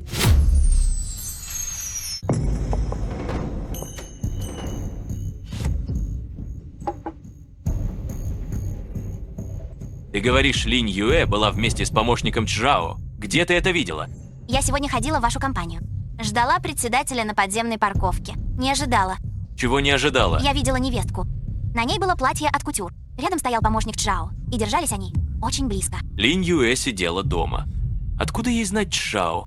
Чжао — любимчик совета. Брат Хао, тебе не кажется это странным? Невестка жила в VIP-каюте на круизном лайнере. Откуда деньги? Ты давал ей всего 2000 в месяц. Да и те невестка еще не получила. И что такого в 2000?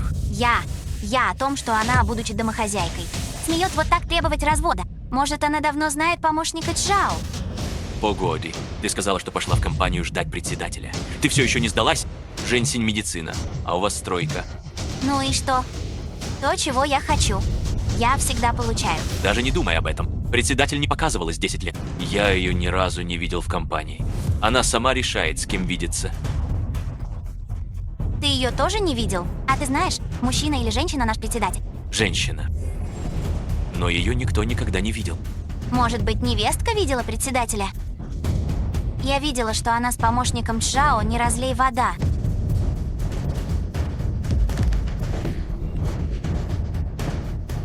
Брат Хао, не делай глупостей. Это я неправильно выразилась. А вдруг между невесткой и помощником Чжао ничего нет? Невинны они или нет, пойдем и увидим. Давай, скандаль. Чем громче, тем лучше.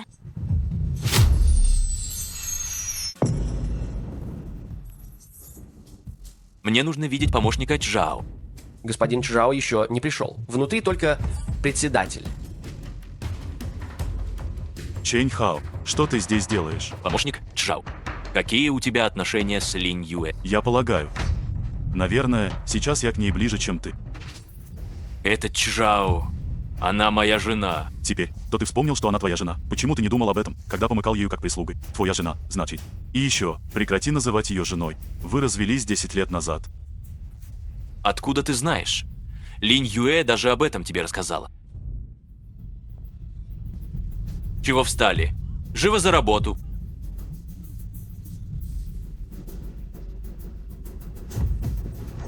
Этот Чжао, ты еще пожалеешь.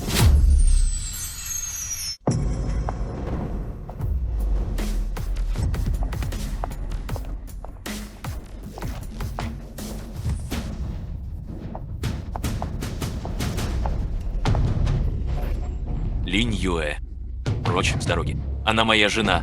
Разойдитесь. Линь Юэ, а ну стой. Какие все-таки у тебя отношения с помощником Чжао? Чэнь Хао, тебе не стыдно так орать здесь? Мне стыдно? Это ты крутишь шашни с другим мужиком, за спиной мужа. И ты еще говоришь, что мне должно быть стыдно. Чэнь Хао, я отдала тебе соглашение о разводе еще на круизном лайнере. Срок ожидания истек. Юридически я сейчас свободна. Что ты сказала? Это значит, что между мной и тобой больше нет никакой связи. Линь Юэ, ты об этом пожалеешь. Зачем ты его задираешь? Случись что, у тебя вычтут из зарплаты. Заместитель директора Чэнь. Вы сказали, что хотите донести на помощника Чжао. Что? Помощник Чжао, пользуясь служебным положением, устраивает здесь свои порядки. Он нанял личных телохранителей. Он привел постороннюю бабу. Разместил ее прямо в зоне кабинета председателя и крутит там амуры. Посторонняя женщина? Да, эту женщину зовут Линь Юэ. У нее ни работы, ни образования. Меня не пустили к боссу. Я замдиректора. Почему меня не пускают? У вас есть доказательства всего этого? Я видел это собственными глазами. Многие прохожие тогда тоже это видели. Линь Юэ, так это же ваша жена. Да. Значит, вы подозреваете, что между помощником Чжао и вашей женой есть неподобающая связь. Поэтому вы подали жалобу? Это не подозрение, я видел это сам. Она моя жена. Она крутит романы в моей компании. Успокойтесь. Дисциплинарная группа проведет расследование по правилам. За ложную жалобу ответите. Подтверждаете жалобу на Чжао? Подтверждаю. Хорошо, распишитесь. Надеюсь, дисциплинарная группа вынесет справедливое решение. Мы проведем расследование. Но пока идет расследование, пожалуйста, не распространяйте недостоверную информацию. Вы слышали? Заместитель директора Чэнь подал жалобу в дисциплинарную команду на помощника Чжао.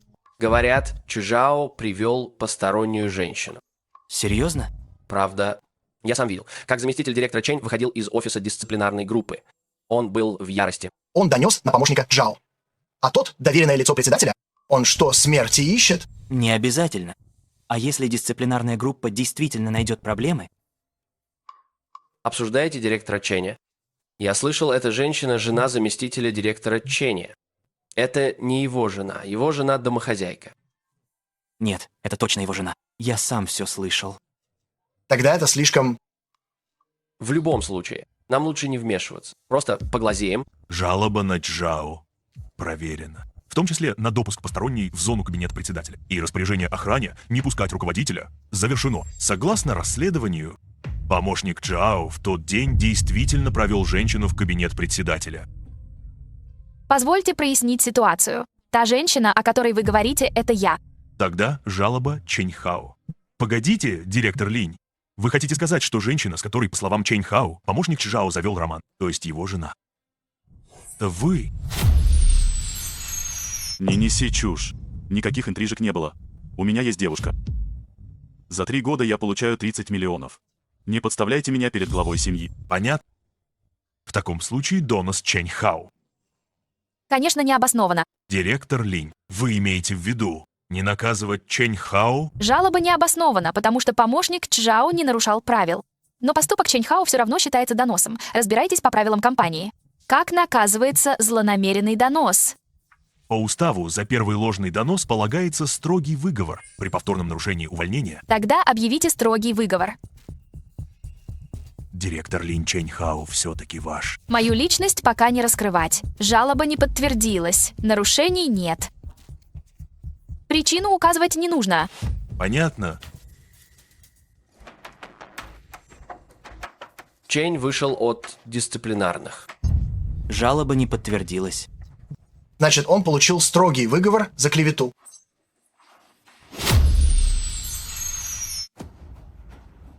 Что ты сказал?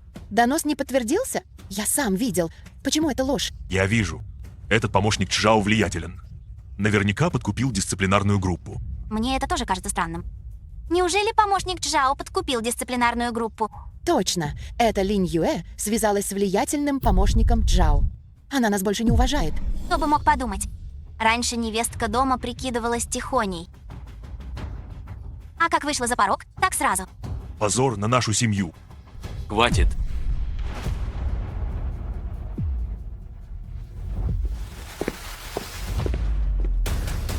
Это Линь Юэ. Живет за наш счет и изменяет. Ой, ладно тебе. Теперь она нашла богатого покровителя. Что мы можем сделать? Молчи. Хватит смягчать углы. Твоему сыну наставили рога, а ты зубы заговариваешь. Без нашей семьи это Линь Юэ никто. Чжао ее бросит, и она приползет. Пусть трижды поклонится. Тогда подумаю. Тем наглее невестка сейчас. Тем больнее ей будет падать потом. Бабушка, я проголодался. Где завтрак? Хлеб в холодильнике? Возьми.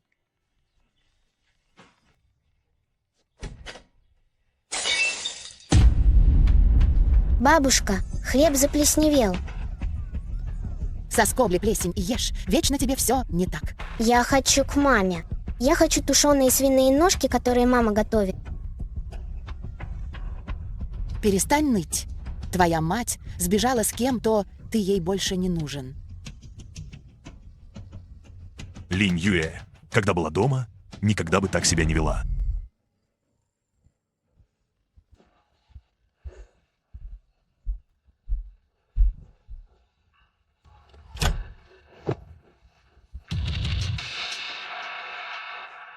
Тетя Су, вы пойдете покупать еду? Возьмите меня с собой.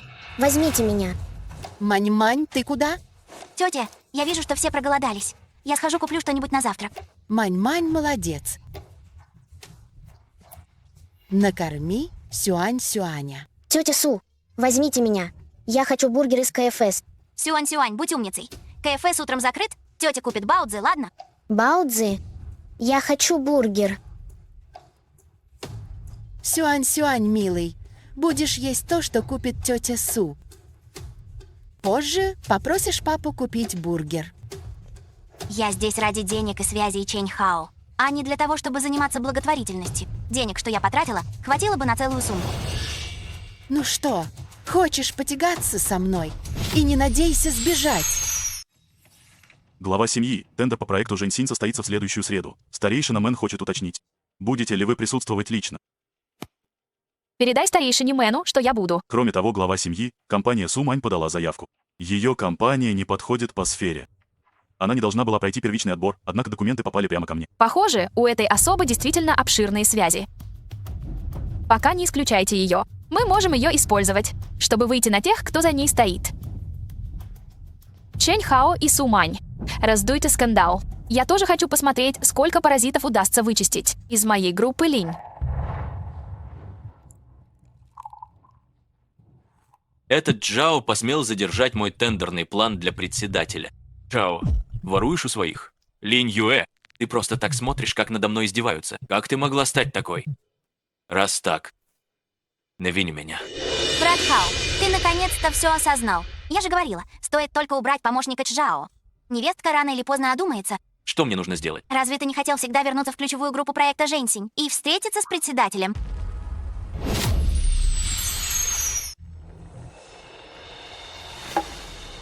Разве ты не хотел всегда вернуться в ключевую группу проекта «Женьсинь» и встретиться с председателем? Джао все тормозит.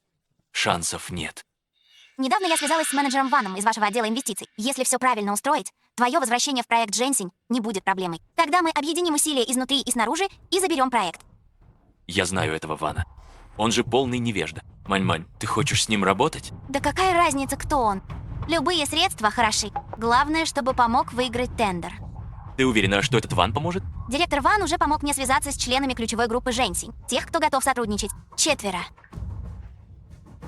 Хорошо, я в деле. Если ты поможешь мне вернуться в ключевую группу, я смогу провернуть все изнутри и убрать этого Чжао. Нужно вложиться. Брат Хао, ты же знаешь, ради тебя и твоей семьи я уже вложила немало денег. Послушай, расходы на представительские цели для директора Вана, чтобы выиграть тендер. Мань-мань, спасибо тебе большое. Последнее время-то на работе проблемы. То дела с Линь Юэ. Был так занят, что совсем забыл. Скажи, сколько мне стоит тебе перевести? 500 тысяч. Если мы получим этот проект, разве 500 тысяч это много? Ты права. Без наживки волка не поймать. 500 тысяч так 500 тысяч. Когда ты выиграешь тендер, проект запустится. Мы будем просто сидеть и считать деньги. Брат Хао, я так рада, что ты понимаешь. Не волнуйся. Я стану твоим самым надежным тылом.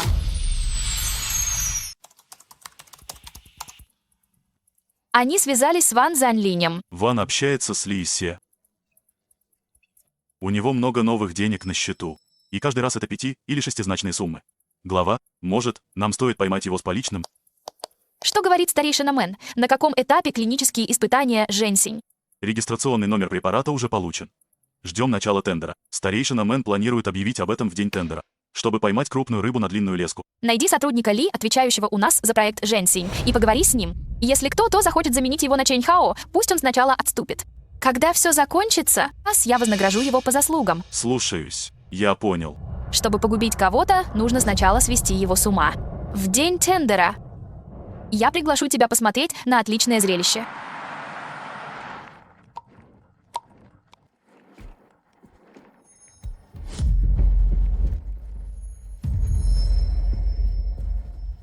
Получилось?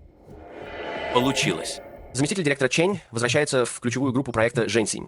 Говорят, в последнее время он тесно общался с директором Ваном из отдела инвестиций. О, раз этот шаг удался, пришло время для контратаки. Этот Чжао, ненависть за то, что увел жену, непримиримо. Ты у меня попляшешь! Сын, почему ты сегодня такой радостный? Мам, я вернулся в ключевую группу проекта «Женьсинь». Вас перевели из Жачжао? Мам, ты не понимаешь. Это называется связи. Я что, зря провел в компании 10 лет? Мой сын просто молодец. Кто такой этот помощник Чжао? Мам, не готовь. Давай поедим вне дома. Ну, я уже подготовила продукты для готовки. В крайнем случае, положи в холодильник. Все равно ты готовишь невкусно. Тебе далеко до Линь Юэ. Еду портишь. Замолчи.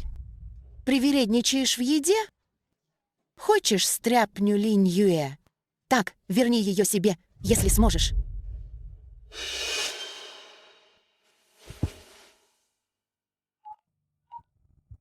Брат Хао, что случилось? Мань-мань. В тендерной группе 5 человек, 4 я уже уладил. Брат Хао, я знала, что у тебя получится. Брат Хао, Ты видел председателя Линь? Еще нет. В последнее время этот Шао каждый день водит Линь Юэ в кабинет председателя. Думаю, председатель, кроме дня собрания ключевой группы, вообще сюда не заходил. Иначе Чжао бы так не наглел. Мэн все подтвердил, что в день тендера председатель обязательно будет. Стоит нам только задобрить председателя, и всякие помощники Джао. Это все пустое. Брат Хао прав. Я тебя слушаю. Ха.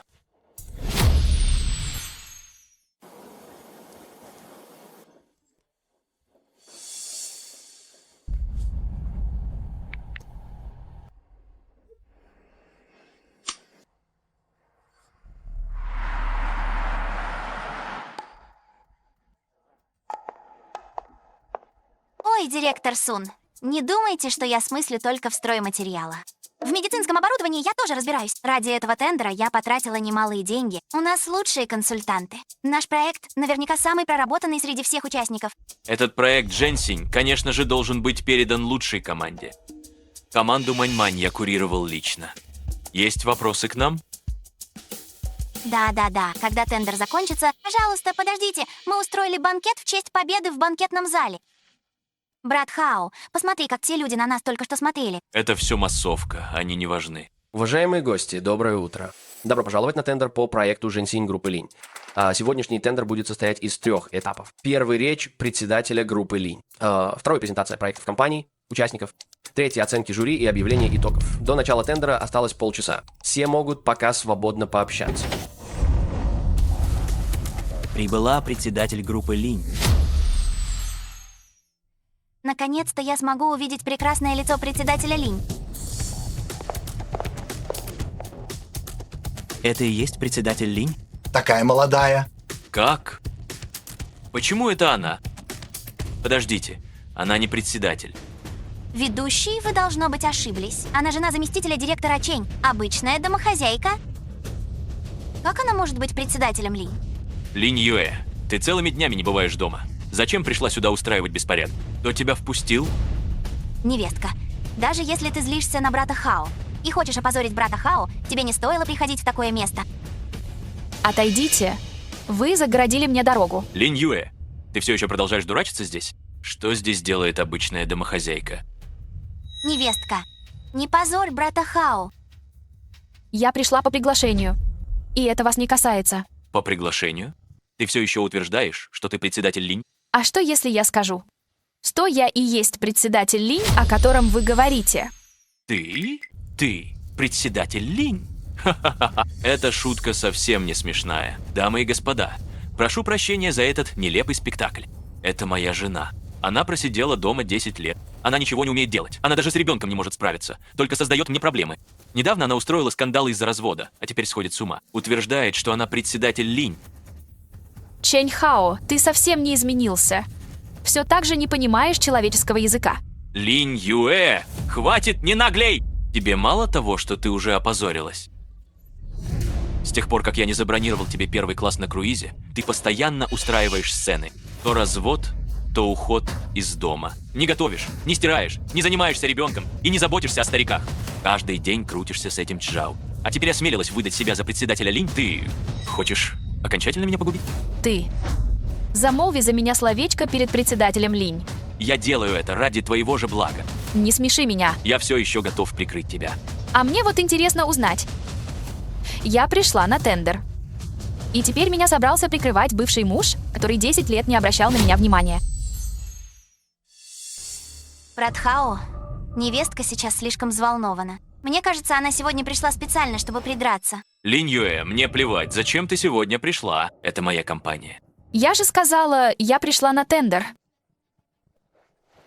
На какой тендер ты собралась? У тебя есть компания? Есть квалификация? Вот именно, невестка. Для тендера нужно регистрироваться. Зарегистрировалась. От имени группы Линь. Ха-ха-ха. Ты? От имени группы Линь? И кто ты такая в группе Линь? Председатель. Ты председатель? Линь Юэ, ты с ума сошла? Даже в королевской мантии ты не станешь принцем. Невестка, эта шутка зашла слишком далеко. Если ты председатель, тогда кто же брат Хао? Можете не верить. Но я говорю правду. Правду? Какую правду? Человек, который 10 лет сидел дома и даже работы не имеет. Ты председатель? Ведущий. Попросите охрану. Вывести ее. Она здесь скандалит и мешает проведению тендера. Ты пожалеешь об этом. Ха, больше всего я сейчас жалею о том, что когда-то женился на тебе. Кто посмеет?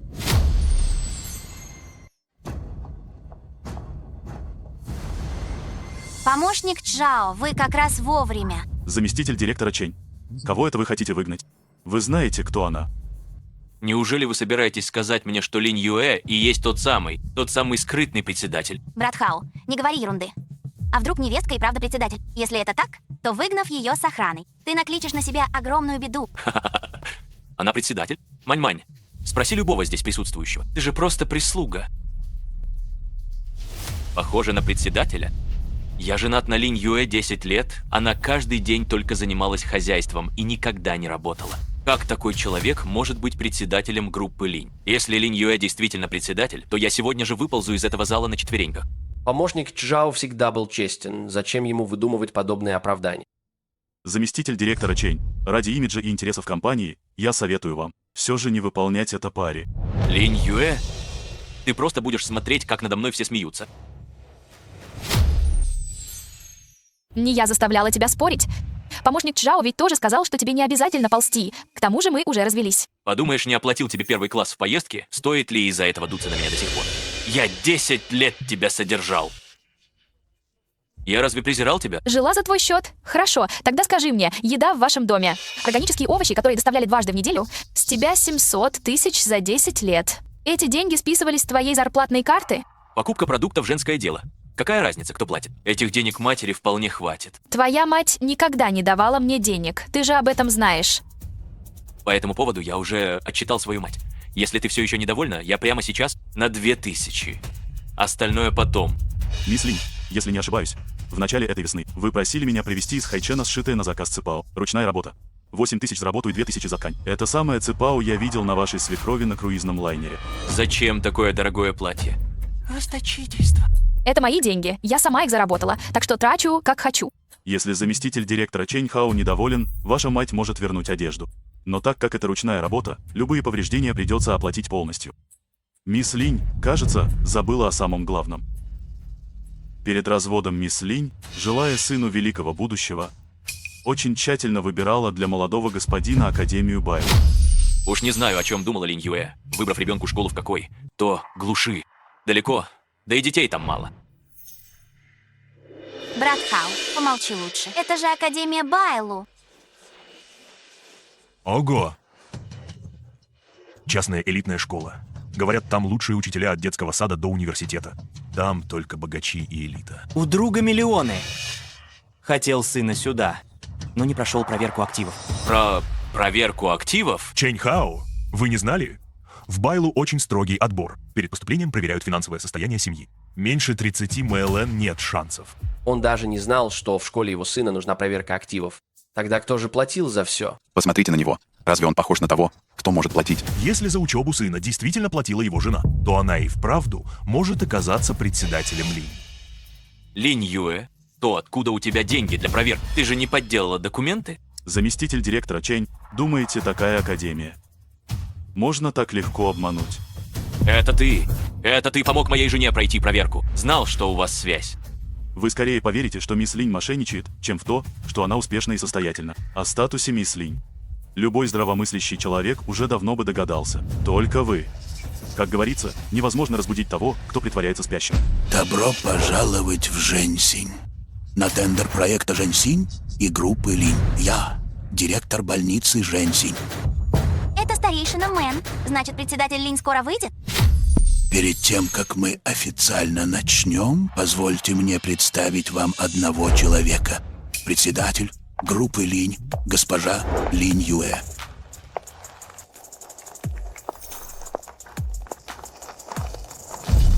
Нет, быть не может. Брат Хао, успокойся. На нас все смотрят. Благодарю всех гостей за участие в тендере по проекту Жэньсинь. Я Линь Юэ, председатель группы Линь. Директор Линь слышал, что последние 10 лет вы были обычной домохозяйкой. Это правда? Да, это правда. По личным причинам последние 10 лет я посвящала свою жизнь семье. Но можете не сомневаться, я всегда участвовала во всех делах группы Линь. Не беспокойтесь, я не перепутаю аппараты ИВЛ с очистителями воздуха. Значит, она все это время работала в группе Линь. Почему я этого никогда не замечал? Брат Хау, присядь пока. Не позорься перед всеми. 10 лет. 10 лет лжи. Сейчас не время для этого. Тендер продолжается. Сейчас важнее всего наша заявка. Сумань, ты ведь так с ней поступила. Не боишься, что она отомстит? Брат Хау, ты преувеличиваешь. Ну и что? Что она председатель? Разве это отменяет тот факт, что она твоя жена? Невестка так сильно тебя любит. Тебе нужно лишь немного смягчиться перед ней. Может, нам и делать больше ничего не придется. Проект Женсинь тогда сам пойдет к нам в руки. Но мое поведение раньше и моя мать. Она правда не станет нам мстить? Брат Хау, будь в себе хоть немного увереннее, ладно? Будь она злой, тебе бы давно не поздоровилась. По-моему, она просто все еще злится на тебя. Когда мы сегодня выиграем тендер под предлогом празднования, пригласи ее и задобри. Она обязательно тебя простит. Мань-мань, ты права. В конце концов, она моя жена. Мы же не чужие люди. Как только ты сегодня заберешь этот тендер, я приглашу ее на свидание. Тогда заранее желаю вам с невесткой успешно помириться. Ну, идиот. Впрочем, если он правда сможет вернуть Линь Юэ и заставит ее передумать, в итоге в выигрыше буду я.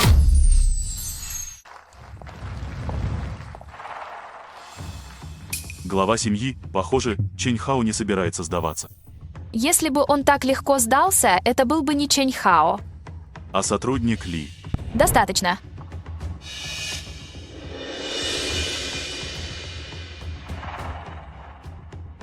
Не волнуйся, мои люди никогда меня не подводили. Брат Хао, я выйду на минуту в дамскую комнату.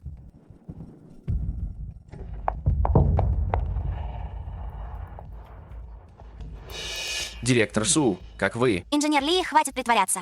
Я знаю, что вы идете в архив. Как? Как вы узнали? Это не ваше дело. Раз уж я знаю, что вы здесь, то и о другом мне известно. Директор Су, что вам от меня нужно?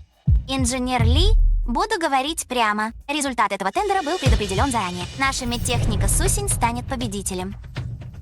Директор Су, что это значит? Вы думали, тендер начался только сегодня? Вы считаете, что презентации и оценки жюри на что? То влияют. Инженер Ли, вы проработали в Линь 5 лет. Не будьте так наивны. Директор Су, все уже решено? В смысле? Это значит, что победитель был определен еще до начала тендера. Сегодня просто формальность. А отдел инвестиций? Инженер Ли, не стану скрывать, в группе проекта Женсинь. Ван инвестиции, Ли документы и инженер Сэй из комиссии, все они мои люди. Вам нужно лишь передать мне необходимые документы. Об остальном не беспокойтесь. Директор Су, если председатель Линь узнает об этом. Председатель Линь? Вы забыли. Чья жена председатель Линь? Инженер Ли, не волнуйтесь. Заместитель директора Чэнь нас прикроет. Помогите нам, все получится. Я щедро вас отблагодарю. А если я скажу, что не стану помогать? Инженер Ли, вы же умный человек. Такие вещи не нужно объяснять дважды. Будете сотрудничать, тем будет хорошо. А если нет, как думаете, сможете ли вы и дальше работать в группе Линь?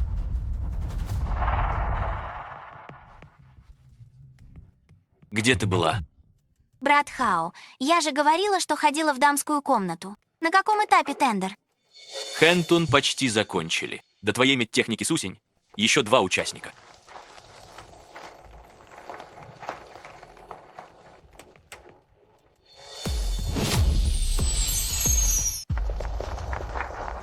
В этот раз компания Хэндун подготовилась основательно. Я исписал целых 2 страницы клиническими данными. Опытная фирма.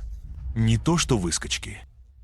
Да, похоже, проект Женсинь в итоге достанется именно им. И какой толк от того, что проект хорошо составлен? Хорошая презентация еще не гарантирует победу в тендере.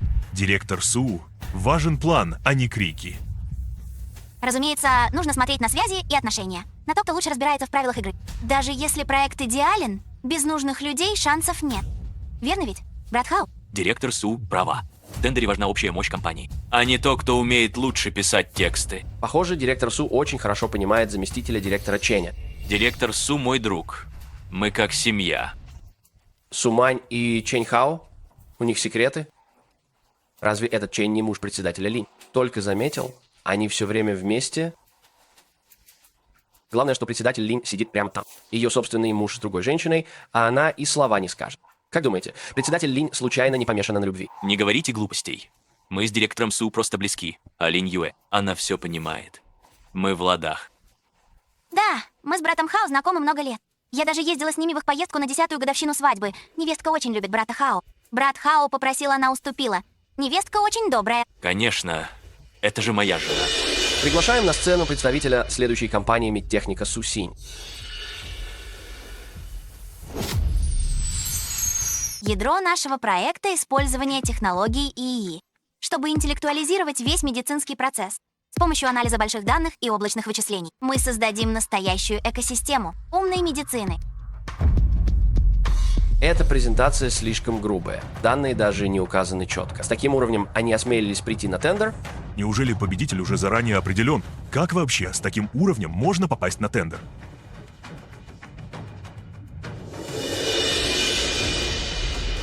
Директор Су, у меня есть несколько вопросов. Председатель Линь, я отвечу на любые ваши вопросы. Вопрос 1. Вы упоминали ИИ в медицине. Откуда данные для обучения ИИ? Каков объем данных? Каковы стандарты разметки? Регистрацию каких классов медицинских изделий вы прошли? Насчет данных ведем переговоры. Второй вопрос. Медицинские ИИ продукты относятся к медицинским изделиям 3-го класса. По регламенту надзора за медизделиями требуются клинические испытания и регистрационное одобрение. На какой стадии сейчас находится ваш продукт? В какой больнице проводились клинические испытания? Какой номер разрешения этического комитета? Третий вопрос. У 2 экспертов из вашей команды специализация, строительные материалы и гражданское строительство. При чем тут медицинский ИИ? О какой именно ведущей международной технической команде ИИ вы только что говорили? Где опубликованы их научные работы? Есть ли у них реализованные кейсы в области медицинского ИИ? Я. Брат Хао. Линь Юэ, это просто тендер, а не защита диссертации. Стоит ли так придираться к деталям? Заместитель директора Чэнь, вы считаете, что я спрашиваю слишком подробно? Разве нет? Это просто тендер, формальная процедура. Главное, чтобы все было в наличии. Зачем столько расспросов? Все участники должны предоставить полный пакет квалификационных документов. Клинические данные и это решение совета за 3 месяца. Как ключевой сотрудник проекта, вы не могли его не видеть. Это мои обязанности. Возражение, Чэнь Хао? Тогда почему вы не допрашивали так других? Заместитель директора Чэнь, вы не читали отчет Хэнтун? Лицензия на ведение деятельности. Лицензия и удостоверение 3-го класса. Сравнительные клинические данные, бюджет и оценка рисков. Материалы Хэнтун намного превосходят наши требования к допуску. Их руководитель даже показал на месте видео клинических испытаний. Куажуй 120 страниц документов. У Синчен 106 страниц. Обе компании приложили к заявкам полный пакет документов. А Сусинь 4 страницы, и 2 из них лозунги. Прошло проверку точно по блату. Что с того, что презентация простая? Тему для проекта Маньмань я выбрал лично. Проверил все. От архитектуры до плана. Я также провел проверку на соответствие, никаких проблем нет. Замдиректора, Чэнь, и судья, и игрок, Чэнь за Сумань, семейный подряд. Значит, мы все просто создаем массовку? Злишься из-за школы? Но не стоит же намеренно позорить меня в такой официальной обстановке. Ладно, дорогая. Я знаю, ты ревнуешь из-за нашей близости с Маньмань. Но разве это не ради дела? Оставь тендер экспертам. Обещаю, когда все закончится, мы отметим годовщину. Только вдвоем. Хватит, давай закончим. Чэнь Хао, верить или нет твое дело. Я больше ничего к тебе не чувствую. И спорить не хочу. На этом все. Тендер продолжается. Линь Юэ, я не сомневаюсь. Это задевает честных участников. Нам нужны гарантии честности. Тендер будет честным? Как председатель группы Линь. Обещаю, тендер Жэн Синь будет честным и открытым. Победит компания, лучше всего отвечающая требованиям. В обществе, где все решают связи. О честности забудьте. Линь Юэ, ты думаешь, что раз ты председатель, то можешь решать все? Объем клинической выборки всего 500 случаев. Бюджет превышен на 12%. Хуажуй тоже не подходит. Медтехника Сусинь. План ясный и смелый. Сусинь? Старина Сет, ты с ума сошел? Об их заявке даже говорить не хочется. Даже не знаю, кто допустил ее к проверке. Где документы, Сусинь? Это нарушение. Сун, твоя мама все еще в больнице Женси? Насчет продления койка, место в следующем месяце, я могу замолвить словечко за тебя? Ся, помнишь свою оценку? Подписал, я замял задержку проекта. Голосуем. Надеюсь, все пойдут навстречу и все останутся довольны.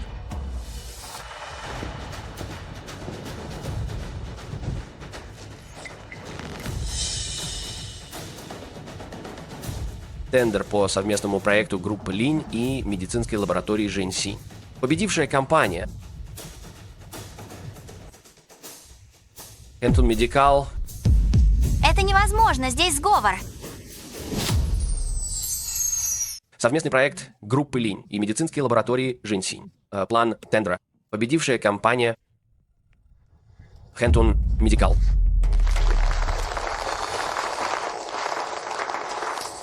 Это невозможно, здесь сговор. Председатель Линь? С результатом что? То не так. Группа ошиблась. Мы сами проверяли. Как они могли проиграть Хэнтун? Я изучил заявку Хэнтун. Ей далеко до творческого подхода директора Су. Даже если в заявке Сусинь действительно были недостатки, я уже специально нашел. Что случилось с тендерным предложением, которое ты передал для Сусинь? Почему ты не продолжаешь? Что здесь происходит? Дамы и господа, он не смеет сказать. Я скажу за него. Чэнь Хао нанял хакера, чтобы взломать систему. Чтобы заявка Сусинь попала в белый список. Линь Юэ, вранье. Где доказательства? Невестка, даже если ты меня ненавидишь, ты не должна оговаривать брата Хао. Брат Хао был так добр к тебе, как ты можешь так его порочить? Председатель Линь? Нужны факты. Чэнь Хао 10 лет добросовестно работал в компании. На каком основании вы утверждаете, что он взломал систему? Линь Юэ разоблачила собственного мужа. Вот это решимость. Чэнь Хао пропихнул Сусинь по блату. Это не донос, а умение поставить справедливость выше родства. Зачем мне это? Забыла? Проект централизованной закупки медицинского оборудования Восточного Китая был выигран благодаря тендерному предложению, которое написал я. Зачем мне взламывать систему? Чэнь Хао, тот тендер стоимостью более 100 миллионов был выигран благодаря тебе. Что ты имеешь в виду? 5 лет назад ваш проект отклоняли 6 раз. В итоге председатель Линь не спала 3 ночи подряд, переписывая твой проект от начала до конца. 3 года назад на проекте. Твои данные были ложными. Председатель Линь поручила техническому отделу постранично все исправить, вплоть до проверки каждого знака препинания. Ты думал, что те 2 тендера прошли? Благодаря твоим способностям, Чэнь Хао, ты за 10 лет в Линь хоть один проект завершил самостоятельно. Замолчи. Ты кто такой вообще? Ты всего лишь подчиненный Линь Юэ. Чэнь Хао? А ты тогда кто такой? Тебе нужны доказательства?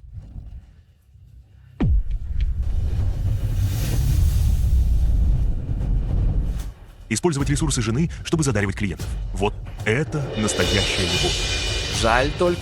Жаль, что игра зашла слишком далеко.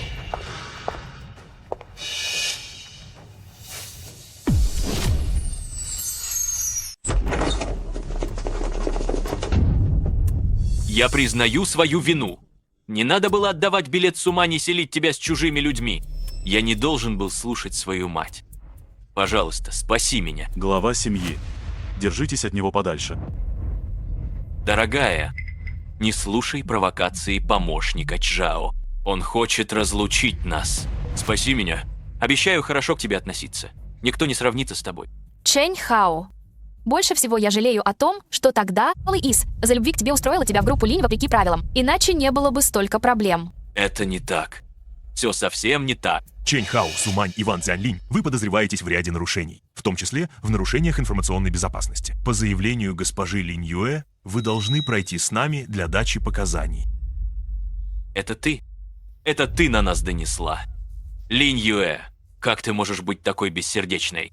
И это ты называешь бессердечием? Когда ты заставлял меня пахать на твою семью? Ты молчал, когда меня унижали? Себя бессердечным? Отпустите меня, это не я. Мне нужен директор Лю. Мне нужен Лю Дэшен из южнокитайского филиала. Лю Дэшен. Его забрали для проведения расследования полчаса назад.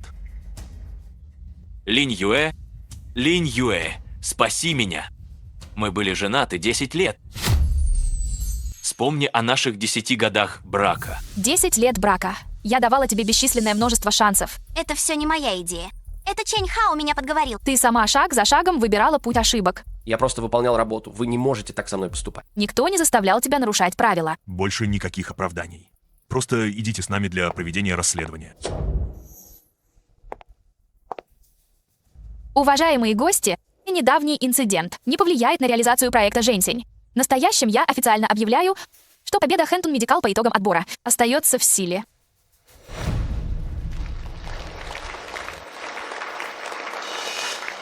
В то же время группа Линь сформирует совместную надзорную группу для независимого контроля за всем ходом проекта. Я приложу все усилия, чтобы защитить это дело. Я гарантирую всем, что все проекты группы Линь будут работать открыто и в соответствии с правилами.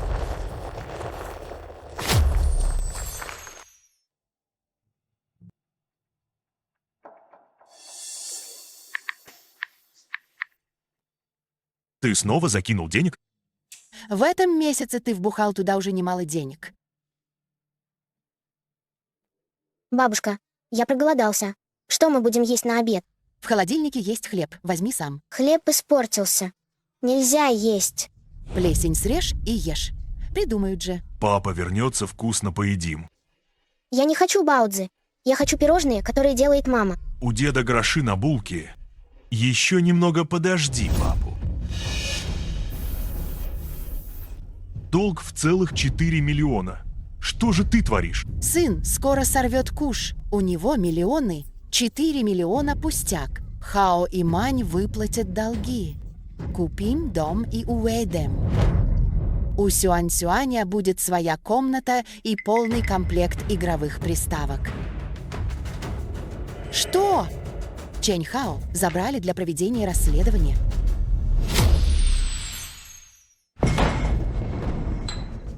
Его заперли. Дедушка, бабушка, значит, у меня не будет большого дома?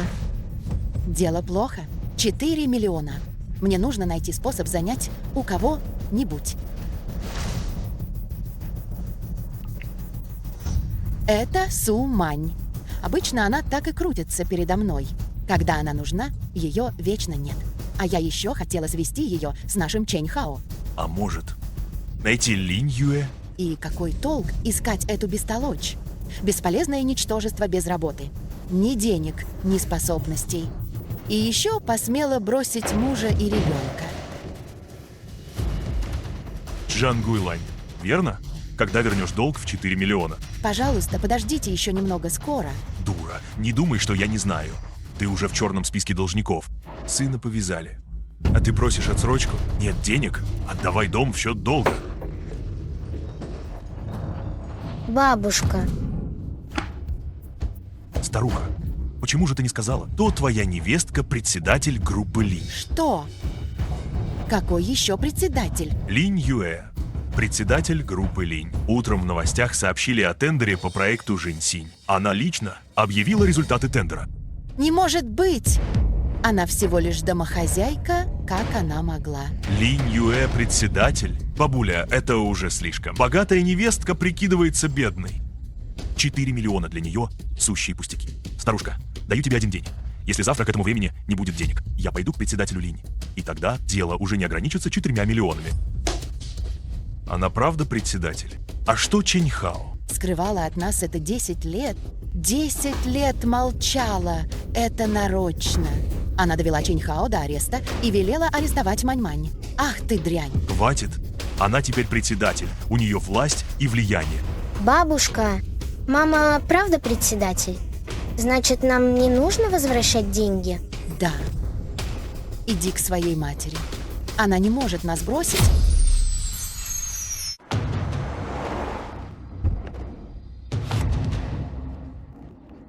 Бабушка, помедленнее.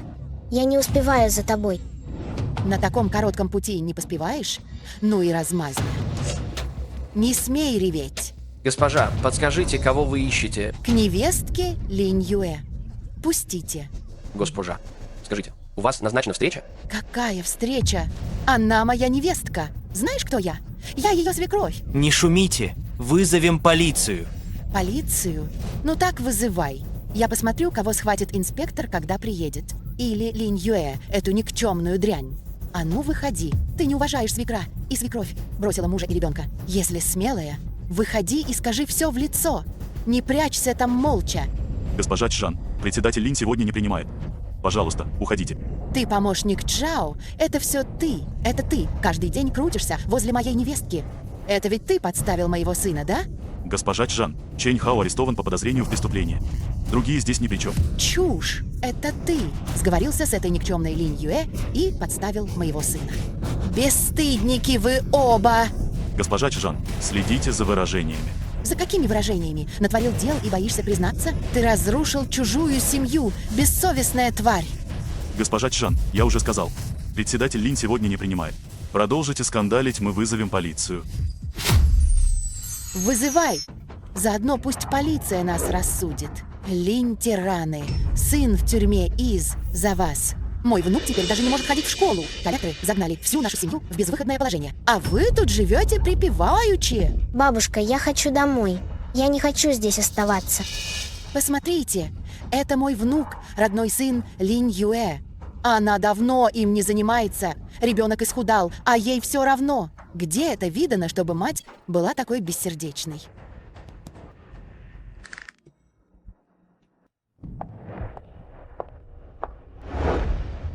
Линь Юэ, бессовестная женщина. Вышла наконец. Ты разрушила семью. Чжан Гуйлань, ты говоришь, что я погубила вашу семью. Как именно? Сына и Мань-Мань посадила. Довольно. Нам конец. Всему конец. Чжан Гуйлань, Чэнь Хао арестован за коммерческий подкуп. Сговор на торгах и взлом системы компании. Разве я заставляла его это делать? Сумань арестовали за многомиллионную взятку и кражу коммерческой тайны. И ее я тоже заставляла? Чжан Гуйлань, ты только что кричала, что я живу за твой счет. Бросила семью? Распутная? Ложь. Осмелишься повторить это при всех? Повторю. Ты 10 лет жила в нашей семье за наш счет. Что ты на это скажешь? Чжан Гуйлань, вот все расходы вашей семьи за последние 10 лет. Каждая копейка. Списано с моей карты. Зарплата твоего сына никогда не поступала на мой счет. 10 лет. Это вы ели за мой счет. Жили за мой счет, если ты продолжишь клеветать. Я обнародую все эти счета. Пусть все увидят, какие неблагодарные твари семья Чэнь.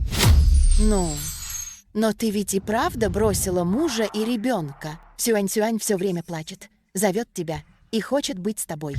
Когда ты была с сыном, он еще ребенок. Как у тебя сердце не болит? Сюань-Сюань, скажи, ты хочешь жить с мамой?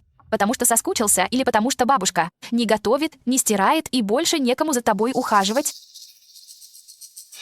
Ему нужна не мать. Он просто не привык жить без прислуги. Я продолжу оплачивать расходы на жизнь и обучение Чэнь Цзэсюаня. Я уже наняла профессионального управляющего, который будет отвечать за его быт и образование. До его совершеннолетия я не доверю его никому из семьи Чэнь. По какому праву? Он внук нашей семьи Чэнь. Сюань-Сюань, когда вырастешь. Сможешь ли дальше получать деньги, будет зависеть от тебя. Хорошо, учись и стань честным человеком. Тогда я ни в чем тебя не обделю. Но если станешь таким же, как твоя бабушка... Чжан Гуйлань, ты думала, что проиграла 4 миллиона просто из-за невезения? Тот, с кем ты играла в карты, был шулером. Я уже заявила на него, и его арестовали. После закрытия дела проигранные деньги тебе вернут. А теперь забирай своих людей и уходи. Больше не ищи меня и не приходи в группу Линь. Иначе я уже не буду так терпелива. Уходите. Пойдем. Тогда в будущем у нас хотя бы будет возможность видеться со Сюань-Сюанем. Пойдем, мама познакомит тебя с тетей Чжан. Она добрая, тебе понравится. Мама, а дедушка с бабушкой не могут пойти с нами? Сюань-Сюань, каждый должен отвечать за свой выбор. Хочешь жить со мной, не можешь выбрать их. Но когда вырастешь и сможешь их содержать, мама не станет мешать. Мама, прости, мне не следовало так с тобой обращаться. Мама очень рада, что ты это понял. Отныне каждый новый день станет началом новой жизни.